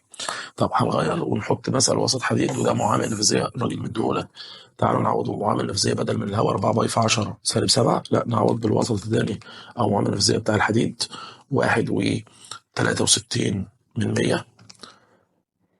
قلنا في 10 أس كام؟ 1.63 في 10 أس-2، ونشوف النتيجة كام يا شباب. احنا قلنا 63. ماشي. طلعت النتيجة ب 82 تسلا. صفر علامة 8.2 تسلا بس. يبقى أنا حسبت مين الأولوية مرتين، مرة لما كان الوسط هواء فعوضت بميو بتاع الهواء اللي هو 4 باي في 10⁻7، ومرة يا باشا لما كان الوسط حديد وعوضت المعامل النفسية بتاع الحديد والراجل مديهولي. وده بالنسبة لي يا جماعة القانون الأساسي، البي بتساوي ميو في الأي في الإن على ال زي ما حضرتك شايف كده. ده بالنسبه لاول مساله، اعتقد ان هو تطبيق مباشر على قانون البي لولبي، فما فيهوش اي مشكله خالص. تعالوا مع بعض يا جماعه نشوف السؤال رقم 2 بيقول لي ايه وهنتعامل معاه ازاي. يلا بينا. يا ترى انت بتقول لي ايه في السؤال رقم 2؟ السؤال الثاني يا باشا بيقول لك سلك طوله 88 متر، الراجل مديك بس بتاع مين؟ بتاع السلك مش بتاع الملف. لف حول ساق من الحديد، طول الساق 10 سم. تمام. فلما تلف السلك لفات على طول الساق، فطول الملف بالنسبه لي يبقى هو طول الساق، او طول الساق هي طول الملف. يبقى ده الملف، لانك لفيت السلك عده لفات على الساق، فطول الساق نفسها هيبقى هو ده بالنسبه لي طول الملف. وقطرها هيبقى 7 سم، فده بالنسبه لي هيبقى قطر اللفه. يبقى 2 ار بتساوي 7 سم. والنفاذيه، معامله النفاذيه عندي اللي هي ميو. ماشي. وما هي شدة التيار المرة في السلك حتى تكون كثافة الفيض عند المحور بكذا؟ يبقى أنا أول حاجة عايز البي، تمام، وبعد كده أرجع تاني أجيب الكهرباء. طيب ثانية كده، حضرتك دلوقتي لما تيجي تحسب البي بتساوي ميو في الاي في الان على ال. هتيجي تقول يا باشمهندس انا دلوقتي ما عنديش الان، فاجيب الان دي ازاي؟ حضرتك دلوقتي انت لفيت السلك عده لفات، فاحنا ممكن نقول ان طول السلك هو محيط اللفه اللي انت عملتها في عدد اللفات. فاحنا ممكن نقول اهو على جنب طول السلك عباره عن 2 باي ار اللي هو محيط اللفه في الان اللي هو على اللفه. يبقى عدد اللفات اللي بتساوي ايه؟ ال على 2 باي ار. فلما تيجي تبص طول السلك بالنسبه لي كام؟ 88 متر. ماشي، 88 متر. تمام. على 2 باي في نص قطر اللفه، تمام، كام؟ 7/2 سم. يبقى 7/2 في 10⁻2. من هنا حضرتك احنا هنجيب عدد اللفات 88 على 2 باي في 7/2 في 10⁻2. طلع معايا ب 400 لفه بالتقريب. تمام. 400.1 لفه. فلما نيجي نعوض بقى في القانون الاساسي، الميو بتاع الهواء اللي هو 4 باي في 10⁻7. طب انت يا باشا مديني الكهرباء بكام؟ وبر نفاذيتها ومديك التيار. هو اصلا عايز شده التيار يا جماعه، هو اصلا عايز مطلوب واحد اللي هو شده التيار، الراجل مديك البي اصلا. ماشي. فاحنا من القانون بتاعنا اللي هو بي لولبي اهو يا باشا، البي لولبي انت لسه قايل لي ميو في الاي في الان على ال. فمن هنا يبقى الاي بتساوي البي في ال اللي هو طول الملف على الميو في الان. فهنعوض كده تعويض مباشر. البي بكام يا جماعه؟ ب 5 في 10⁻3. 5 في 10⁻3 موجوده في السؤال. وطول الملف بالنسبه لي كام؟ طول الملف 10 سم، 10 في 10⁻2. تمام. والميو مديها لي ب 3/1000، باخدها من السؤال. وعدد اللفات قلنا 400.1. طلعت الإجابة ب4.1. ده التيار 4.1 في 10⁻4 أمبير. يبقى ده بالنسبة لي شدة التيار 4.1 في 10⁻4 أمبير. يبقى انا عملت ايه؟ انا قانون يا جماعه البي لولبي ميو في الاي في الان على ال. ماشي يا سيدي. اخلي بالي ان ال اللي موجوده في المقام ده يا جماعه هي مين؟ هي طول الملف. اخلي بالي ان ال اللي موجوده في القانون دي هي طول الملف. انا حبيت اجيب الاي. لما تجيب الاي في خطوه لوحده يبقى الاي بالنسبه لي ايه؟ بي في ال على ميو في الان. اهو الاي بي في ال على ميو في الان. طب البي مديها لك والال طول الملف عندي والميو عندي. لقيت ان انا ما عنديش الان ده لفيته لفات دائريه، او السلك اللي عندك انت لفيته لفات دائريه. فانت بالنسبه لك طول السلك هو محيط اللفه اللي انت عملتها في عدد اللفات. فجبت من هنا عدد اللفات من العلاقة دي أو من القانون ده زي ما حضرتك شايف. ده بالنسبة للسؤال رقم 2. طيب تعالى بينا نشوف كده السؤال رقم 3 دنيته إيه وقصته إيه. يلا بينا يا جماعة نشوف السؤال رقم 3. طب أنت بتقول لي إيه في السؤال التالت؟ سلك معزول قطره 2/10 سم. خلي بالك ده قطر السلك 2R بتاع السلك، تمام؟ مش بتاع اللف. ماشي. لف حول ساق من الحديد، نفاذيتها الحمد لله عندي اهو ادي الميول اللي هو معامل النفاذيه. طيب وبحيث تكون اللفات متماسه، اول ما يجي يقول لك اللفات متماسه اعرف انك هتستخدم قانون معين. ايه القانون ده؟ لما بيكون عندي ساق وبلف عليها السلك بحيث ان انا بعمل لفات متماسه، قلنا يا جماعه ان ال اللي هو طول الملف، ال اللي هو طول الملف هو عباره عن 2 ار اللي هو قطر السلك ضرب الان اللي هي مين؟ عدد اللفات. من غير ما اقرا السؤال ومن غير ما اعرف هو عايز ايه، طالما قال لك اللفات متماسه اعرف انك طبعا هتستخدم في الحل العلاقه دي، ان لما بتجيب ساق وتلف عليه اللفات متماسه باشا، فطول الملف هو عباره عن قطر السلكه في عدد اللفات. ماشي. قال لك بقى ايه؟ بيمر في السلك اللي عندي اللي انت عامله ملف لولبي تيار شدته 5 امبير، عايز كثافه سلفيه. ثانيه واحده بس نفكر كده.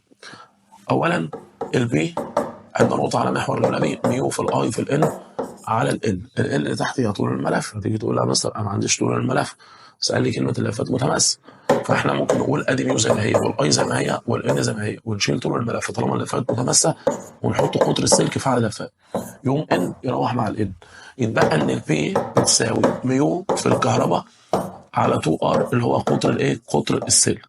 طيب هعوض تعويض مباشر يا جماعه. الميو هو مديها لي 2 في 10 سالب 3 في الكهرباء ب 5 امبير على قطر السلك بيدولك على طول 2/10 سم، يعني 2/10 في 10 سالب 2.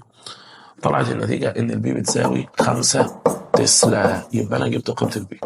فبعد اذن سيادتك في كلمات دليليه كده في السؤال لازم تفهمني. اول ما يجي يقول لك اللفات متماسه فانت يبقى طول الملف عباره عن قطر السلك في عدد اللفات اهو. ده بالنسبه لي اول لما يقول لك اللفات متماسه. فانا اول ما قال لي اللفات متماسه يا جماعه استغليت المعطى ده ان انا القانون الاساسي البي بيساوي ميو في الاي في الان على ال، شلت كلمه طول الملف وحطيت مكانها قطر السلك في عدد اللفات. ده في حاله واحده بس اللي موجوده في السؤال او اللي متحققه في السؤال، وده لما يكون اللفات مالها؟ لما يكون اللفات متماسه زي ما حضرتك شايف كده. ده بالنسبه لي السؤال رقم 3. طيب بسم الله الرحمن الرحيم. نشوف السؤال رقم 4 هنتعامل معاه ازاي وهنحله ازاي. يلا بينا يا جماعه. هنلاقيه سهل جدا ان شاء الله. بسم الله الرحمن الرحيم. بيقول لحضرتك ايه في السؤال ده؟ بيقول لك مر تيار كهربي شدته 5/10 امبير. ماشي يا سيدي، انت مديني الاي في ملف لولبي، يعني هنشيل كلمه حلزوني من كل الاسئله ونحطها ملف لولبي. طب يشتمل على 20 لفه لكل 1 سم، فمديك الان ومديك ال. حول منتصف سلك تاني على شكل لفه دائريه واحده نصف قطرها تمام 1 سم، يبقى ده ار بتاعت مين؟ بتاعت اللفه. ماشي يا سيدي. كم تكون شدة التيار المار في هذه اللفة بحيث يلغي مجاله المغناطيسي عند مركزها المجال المغناطيسي لتيار الملف اللولبي. ماشي. لما تيجي تبص انت عايز يمر تيار في اللفة بحيث يلغي لك المجال اللي هينشأ من الملف اللولبي، فانت المفروض طالما انت عايز مجال الملف اللولبي يتلغي يبقى مرور تيار في الملف الدائري او في اللفة الدائرية يطلع مجال نفس قيمة المجال بتاع اللولبي بس عكس اتجاهه عشان يكنسله.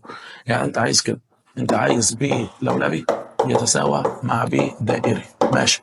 طب ما هو البي لولبي ميو في الاي في الان على ال، والبي دائري بالنسبه لي عباره عن ميو في الاي على 2 ار. ماشي يا سيدي. الميو هتروح مع الميو. ماشي. لما تيجي تبص كده هو اي لولبي بكم؟ او قال لي في السؤال ان اي لولبي 5/10، 5/10 ولفات اللولبي بكم؟ قال لك ب 20 لكل 1 سم، يعني طول 1 في 10 سالب 2 اهو.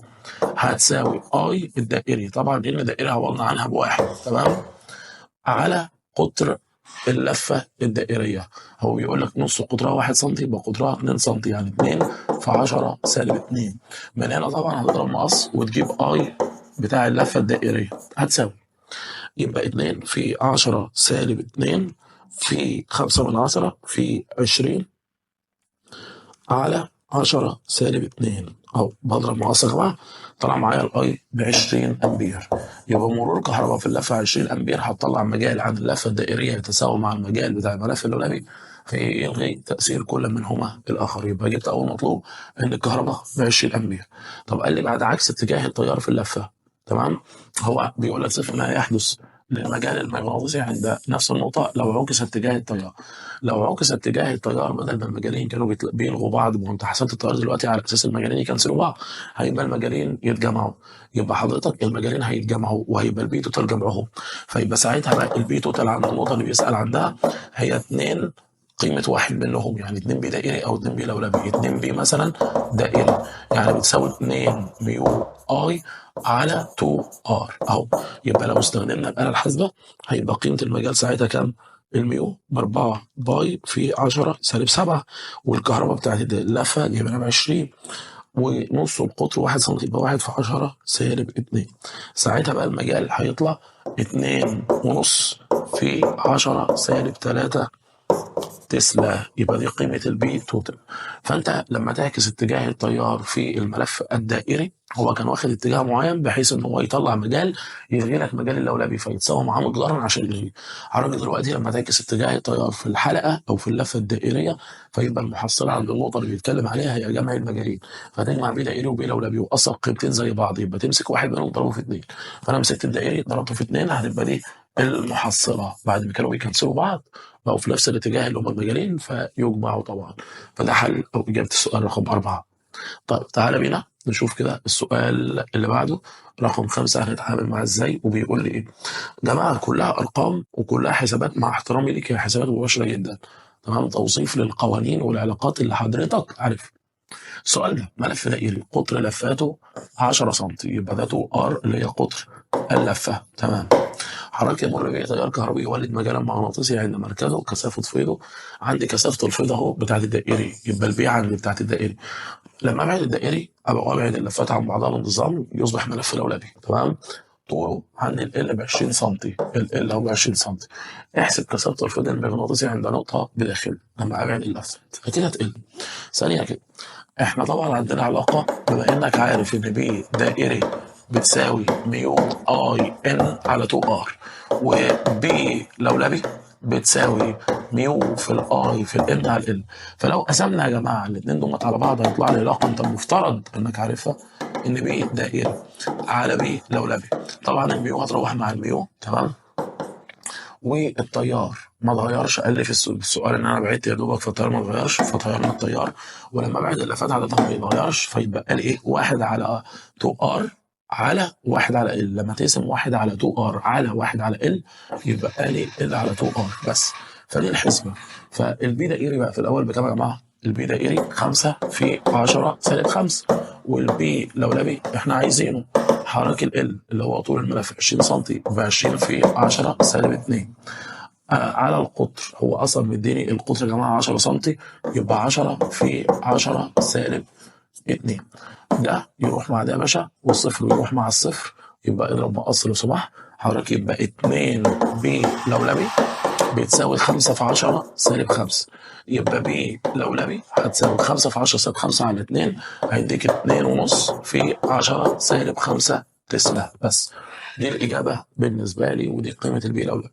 يبقى حبيب قلبي لما تبعد اللفات عن بعضها والتيار ما اتغيرش وعدد اللفات برضه اكيد ما اتغيرش لما بعد اللفات، يبقى يديك العلاقه المشهوره جدا دي ان بي دائري على بي لولبي بتساوي ال على 2 ار. فانا يا جماعه عوضت تعويض ايه؟ عوضت تعويض مباشر بس، وشكرا على كده. ده بالنسبه للسؤال الخامس. تعالوا مع بعض نشوف السؤال رقم 6. يلا بينا يا باشا نشوف السؤال السادس بيقول لي ايه. بسم الله. السؤال رقم 6. يا ترى انت في السؤال السادس بتقول لي يا باشمهندس اصبر بس. ملف لولبي طوله 50 سم، يبقى ده ال اللي هو ال الملف طول الملف، وصلت بطاريه قوتها دفع في بي فولت، ما ادانيش الفي بي، فكانت كثافه الفيض بي 1، تمام؟ فاذا القطع 10 سنتيمتر من اصل 50، بس قال لي 10 سنتيمتر من الملف من كل طرف. يعني انت قطعت 10 سنتيمتر من الطرف مثلا اللي على اليمين و10 سنتيمتر من الطرف اللي على الشمال، يبقى انت قطعت 20 سنتيمتر من اصل كام؟ من اصل 50، فبيبقى لك كام؟ 30. طيب ووصل الجزء الباقي بنفس البطاريه، صارت كثافه الفيض عند النقطه في 2. هو عايز نسبه في 1 ل 2. حبيب قلبي الميزه هنا لو انت مذاكر الشرح قلت لك في القطع عدد اللفات في وحده اطوال ثابته. يعني لو عندك ملف لولبي كل سنتي فيه لفتين، لما نقص من اللي متبقي لك كل سنتي هيفضل فيه كام لفتين برضه، فعدد لفات في وحدة الأطوال ثابتة. يبقى استخدم العلاقة دي اللي هي بتقول إن البي بتساوي ميو أي إن سمول، عشان الميو بتقول لك أنا ماليش دعوة بالحوارات دي كلها، والإن سمول لما نقطع ثابتة على لفات في وحدة الأطوال في حالة قطع الملف الأولاني تفضل ثابتة. فيبقى تناسب ما بين البي والأي طردي، يعني بي واحد على بي 2 بتساوي أي واحد على أي 2. طب ما هو البطارية ثابتة، يبقى الاي والار علاقه عكسيه، يبقى اي 2 على ار 1، والار والال علاقه طرديه، يبقى ممكن اشيل ار 2 على ار 1 واحط ال 2 على ال 1 بس. يبقى بي 1 على بي 2 احنا عايزين النسبه يا جماعه هي عباره عن ال 2 على ال 1. ال 1 ب 50 سم، ادي يا سيدي 50 سم، وال 2 بالنسبه لي كده يا جماعه لما اقص 20 او اقص 10 من كل طرف، يعني قصيت 20 سم بالتحديد، فيتبقى لي كام؟ يتبقى لي 30 سم. تمام، يبقى 30 اهو. يبقى النسبه بين بي 1 على بي 2 هتساوي كام يا جماعه؟ هتساوي 3 على 5 بس وشكرا. دي بالنسبه لي الاجابه. يبقى كده يا باشمهندس احنا عملنا ايه؟ انا قلت لك في حاله القطع ان سمول ثابته والبيو ثابته، فالبي والاي علاقه طرديه، يبقى البي والار علاقه عكسيه، يبقى البي والال علاقه عكسيه، فانا سبت بين بي 1 بي 2 ال 2 ال 1. ده اللي انا عملته. الطول القديم ب 50 سم، ولما نقص منه 10 من كل طرف فيتبقى لي 30، يبقى الطول الجديد 30 سم، والنسبه يا باشا 30 على 50 يعني 3 على 5. ده بالنسبه لاجابه السؤال ال 50. طيب نشوف السؤال اللي بعد الأربعة رقم 7، عايز مني إيه وبيقول لي إيه؟ تعالى بينا يا باشا نشوف السؤال ده عايز مني إيه. بسم الله الرحمن الرحيم. أنت عايز مني أعمل حاجة، هقول لك والله ملفان الأولويات ماشي، أحدهما داخل الآخر، كلام جميل، بحيث ينطبق محورهما، فإذا كان شيء تيار في الملف الداخلي ضعف شيء تيار في الملف الخارجي. يعني مثلا أهو نكتب البيانات أي داخلي هيساوي 2 أي خارجي، ماشي، هما ملفين الأولويين جوا بعض. طيب وبعدين يا باشا طول الملف الداخلي نص طول الخارجي، الداخلي هتساوي نص الخارجي عشان هنعمل مقارنة دلوقتي. وايه كمان يا باشا؟ وبيقول لحضرتك كمان وعدد لفات الخارجي 3 امثال عدد لفات الداخلي. عدد لفات الخارجي يبقى ان خارجي هتساوي 3 امثال، يبقى 3 ان ايه؟ ان داخلي. عايز نسبة الكثافات.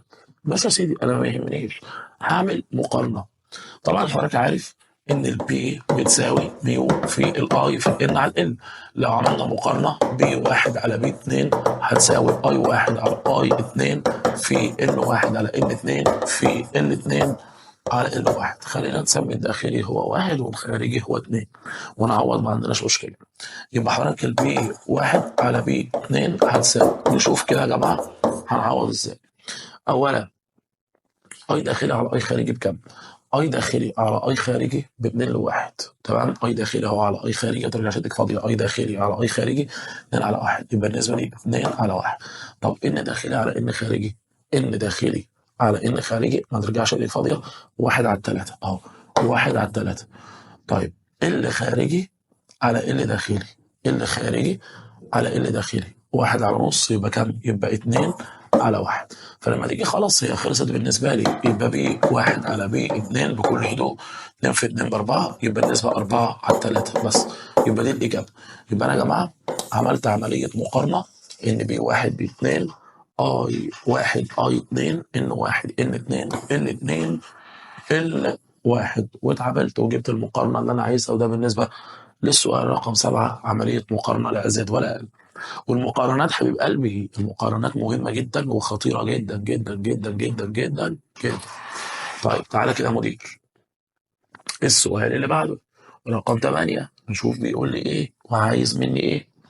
بيقول لك ملفان الأولويات ماشي، وضع أحدهما برضه داخل الآخر بحيث ينطبق محورهما ماشي. تحتوي وحدة الأطوال من الملف الداخلي على 100 لف ومن الخارجي على 200 لف. فنكتب البيانات، نسمي الداخلي 1، يبقى إن 1 هتساوي كام؟ هتساوي 100 لف، والإن 2 هتساوي كام يا جماعة؟ هتساوي 200 لف ماشي. فإذا كانت شيء التيار الداخلي 2 أمبير وشيء التيار الخارجي 4 أمبير، يبقى اي 1 هتساوي 2 امبير واي 2 هتساوي 4 امبير. طب انت عايز ايه؟ احسب كثافه الفيض عند نقطه على المحور المشترك لو التيارين في نفس الاتجاه ولو كان التيارين في اتجاهين متضادين. طب الموضوع بسيط، حبيب قلبي، هي الفكرة كلها إن لو في نفس الاتجاه، لو طيارين في نفس الاتجاه يبقى المجالين في نفس الاتجاه فنجمع، ولو التيارين في عكس الاتجاه فيبقى المجالين في عكس الاتجاه فنطرح.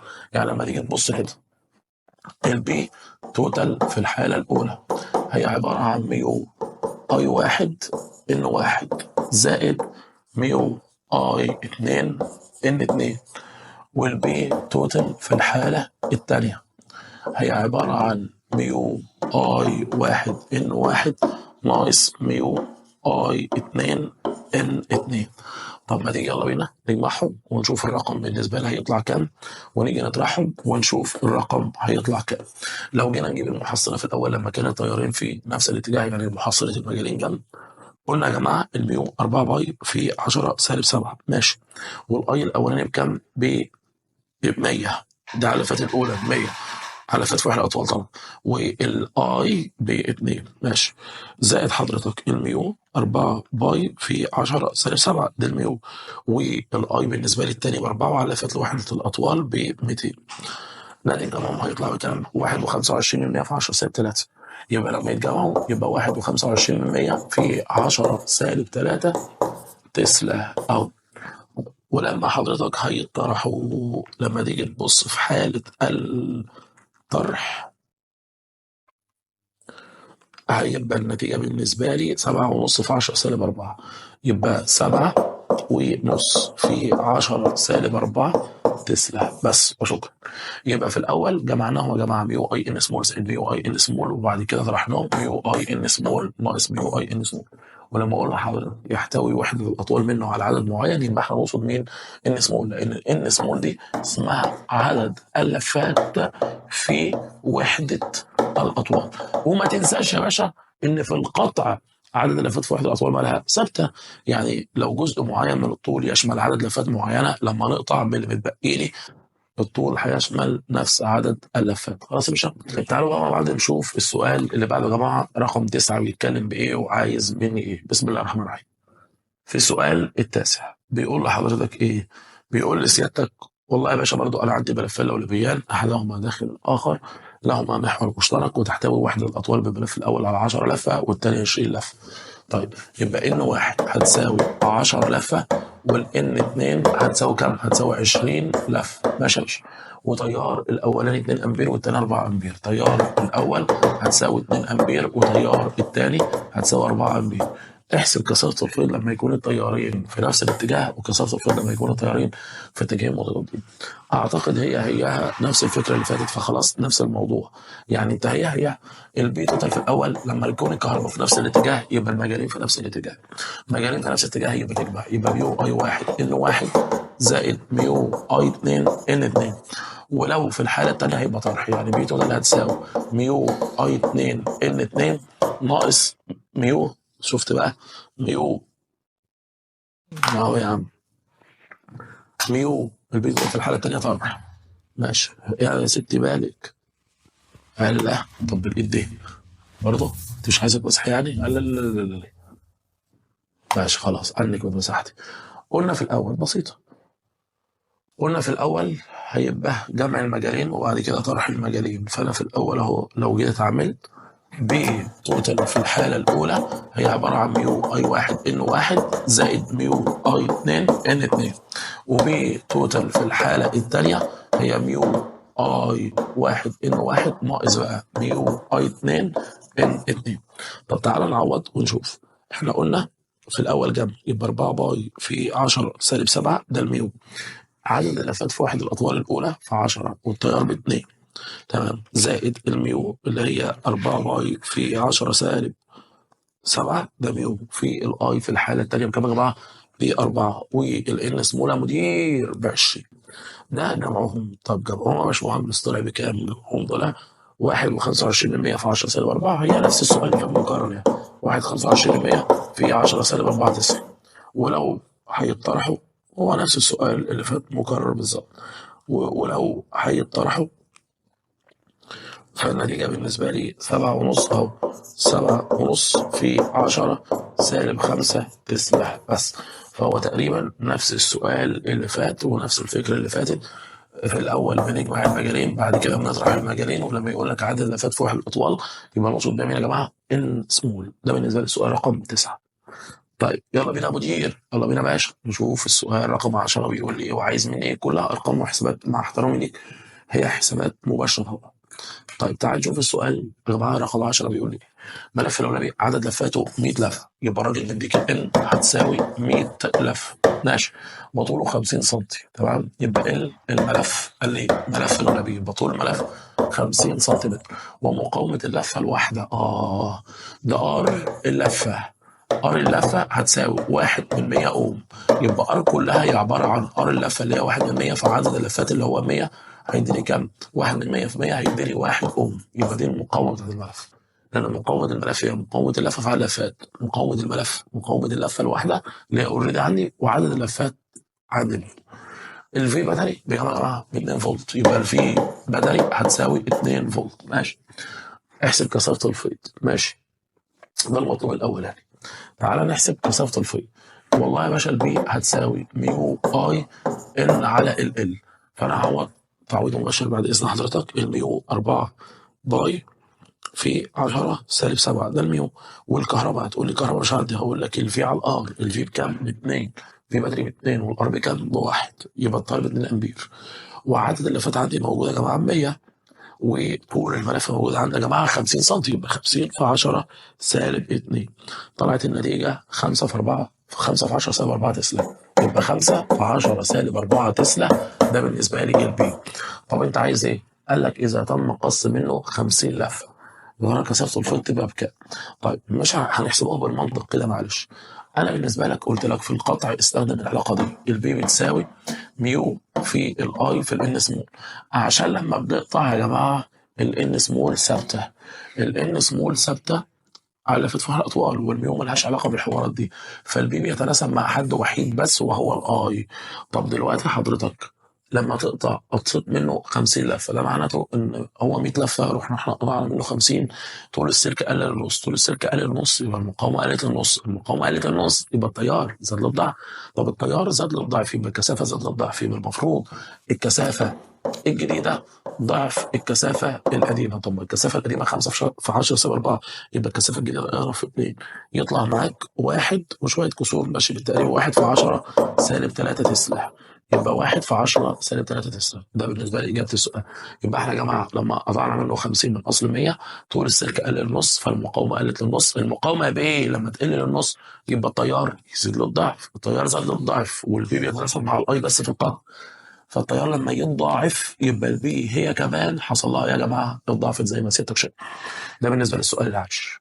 طيب نشوف السؤال اللي بعده رقم 11 عايز مني ايه وبيقول لي ايه.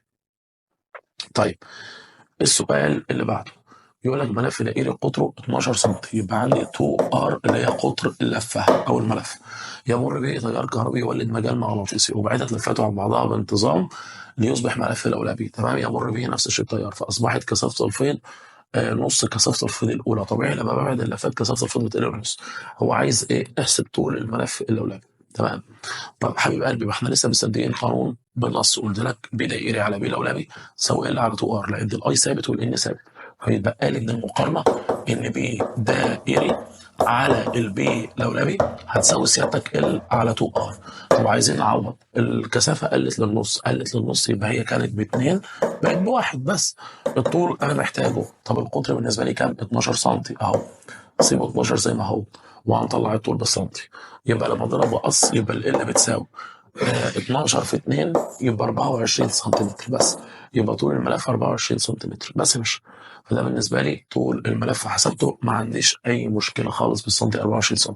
فدايما بنقول لسيادتك ان لما تقارن بين بي دائري وبي لولبي ونفس التيار اللي مر ونفس عدد اللفات ما اتغيرتش لما بعد اللفات، فيبقى البي دائري على بي لولبي هتساوي يا جماعه هتساوي ال على 2 ار زي ما سيادتك شايف كده. ده قانون مقارنه، دايما الصيغه دي لما اجي اقول لك ايه عندي بي دائري وبعدت اللفات عن بعضها بحيث انه اصبح لولبي، بي دائري على بي لولبي ال على 2 ار. بفكرك نفس التيار كده كده اللفات مش هتتغير، بس لازم اقول لك السؤال ان استخدمت نفس التيار عشان اطير التيار. طيب السؤال اللي بعده يا جماعه رقم 12 نشوف كده بيقول لي ايه. يا باشمهندس ده شكله يخوف حبيب قلبي، خدها قاعده. السؤال اللي ليه منظر كده وشكل اعرف ان هو في الاخر على مفيش. فتعالى نشوف السؤال عايز مني ايه، وبيقول لي يلا بينا يا باشا، مديني ملف الاولويه ومديني مغناطيس زي ما حضرتك شايف. ماشي يا سيدي، تعالى كده قبل ما نشوف السؤال. لو مشينا كهرباء التيار في اللفات لفوق اهو اهو اهو مروح بيتهم، ده لو قفل. فحضرتك لو عملنا كده التيار اللي فوق يبقى ده وجه تطبيق القاعده. ادي صوابع اهو الطياره، التيار اللي فوق يبقى ده وجه شمالي، فده حضرتك شمالي اهو، وده بالنسبه لي جنوبي. طب انت مش عايز مني ايه؟ بيقول لك ملف لولبي ملفوف حول اسطوانه من البلاستيك ومتصل بمصدر للتيار ومغناطيس معلق. ماشي، ماذا يحدث عند عكس عند عكس قطبي المصدر ثم الغلق؟ يعني ده انا هعكسه. طب انا حليت على كده تمام، وطلع انه قبال ان، يعني على كده طلع ايه؟ طلع تنافر.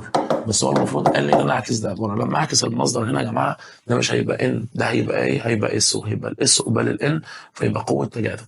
يبقى طبعا اللي يحصل تنشا قوه تجاذب، او تنشا قوه تجاذب، لان هيصبح وجه الملف المقابل للقطب الشمالي للمغناطيس هو قطب جنوبي، فتنشا ما بينهم قوه تجاذب. ماذا يحدث عند استخدام اسطوانه البلاستيك تمام اللي ملفوف عليها السلك اللولبي باسطوانه من الحديد؟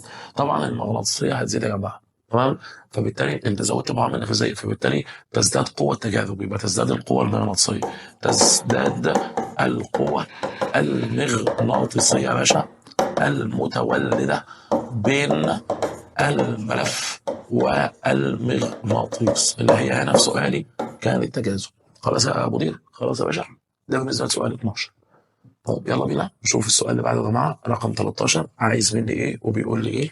يلا بينا يا باشا. يا ترى انت بتقول لي ايه في السؤال 13؟ بيقول لحضرتك ملف لولبي. ماله بقى الملف اللولبي؟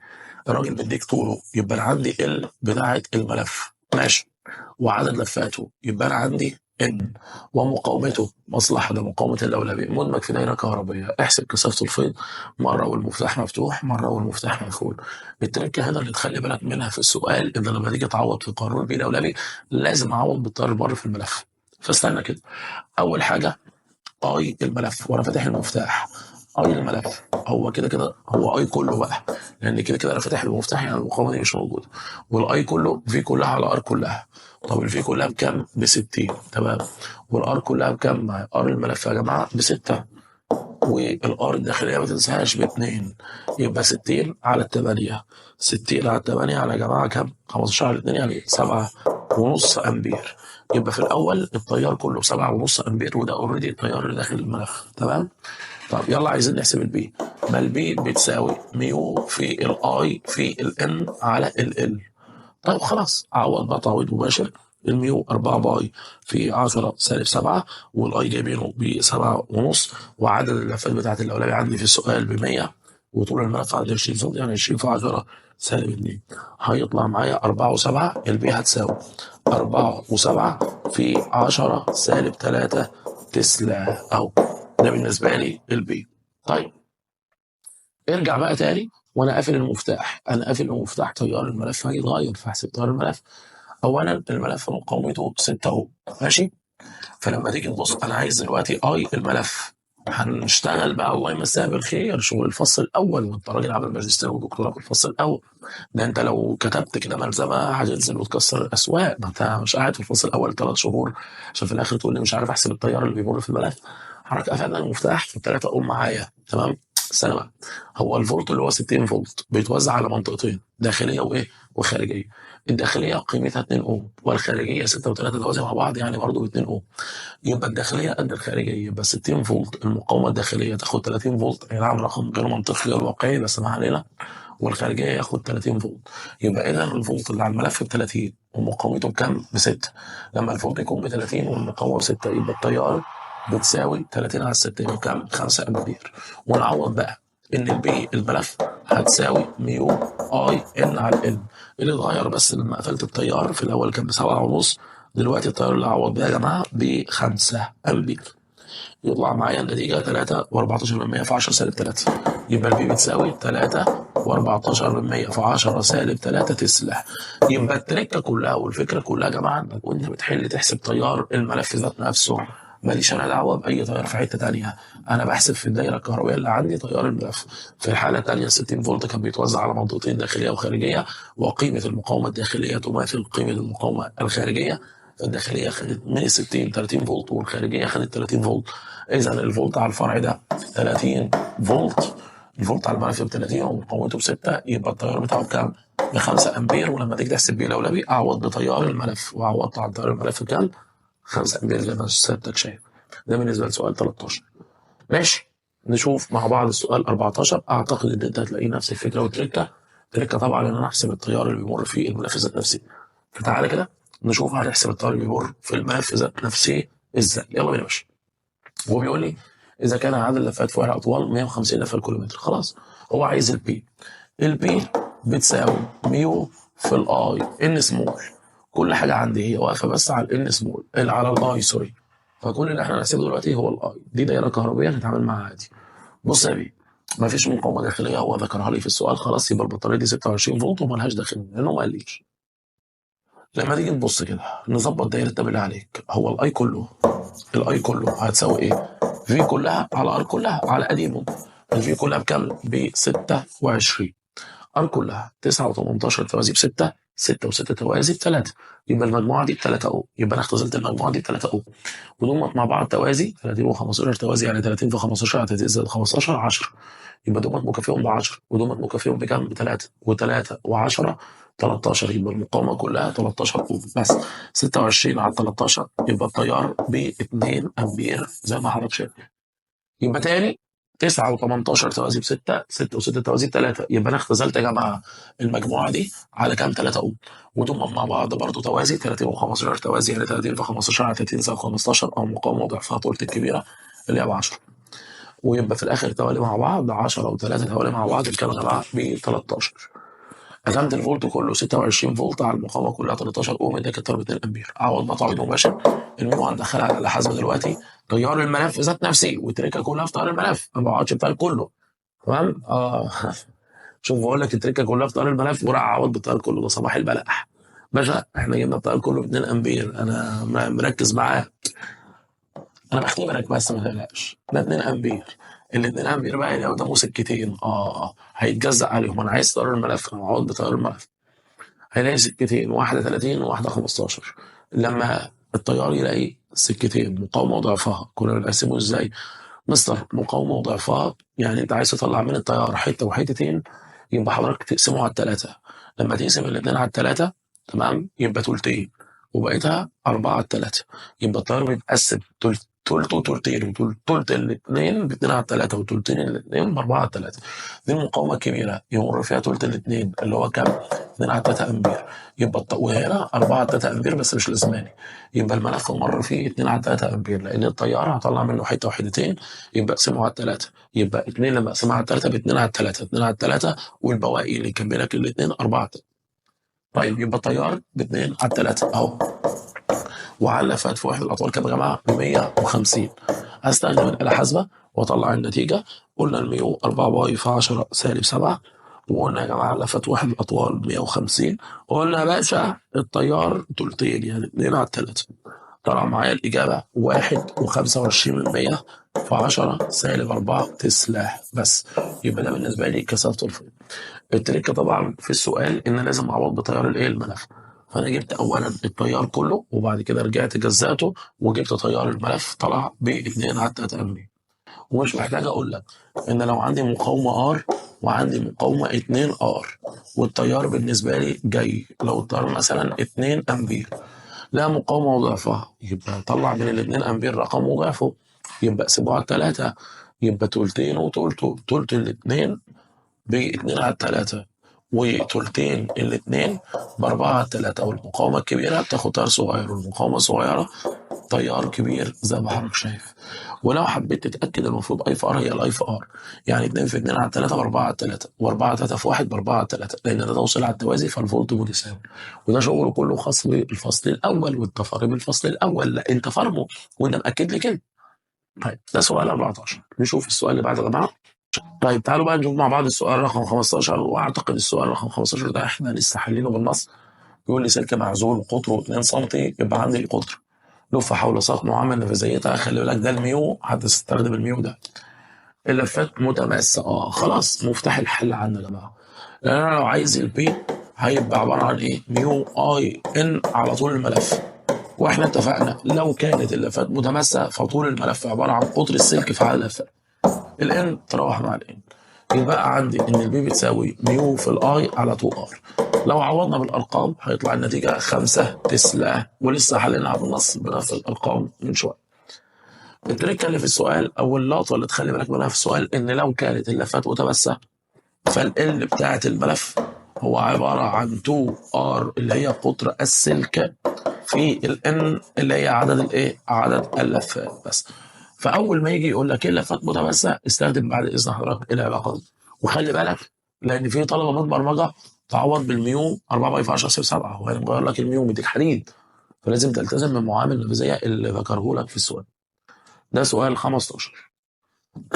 طيب يلا بينا كده نشوف السؤال رقم 16. سهل أوي أوي أوي أوي أوي أوي أوي.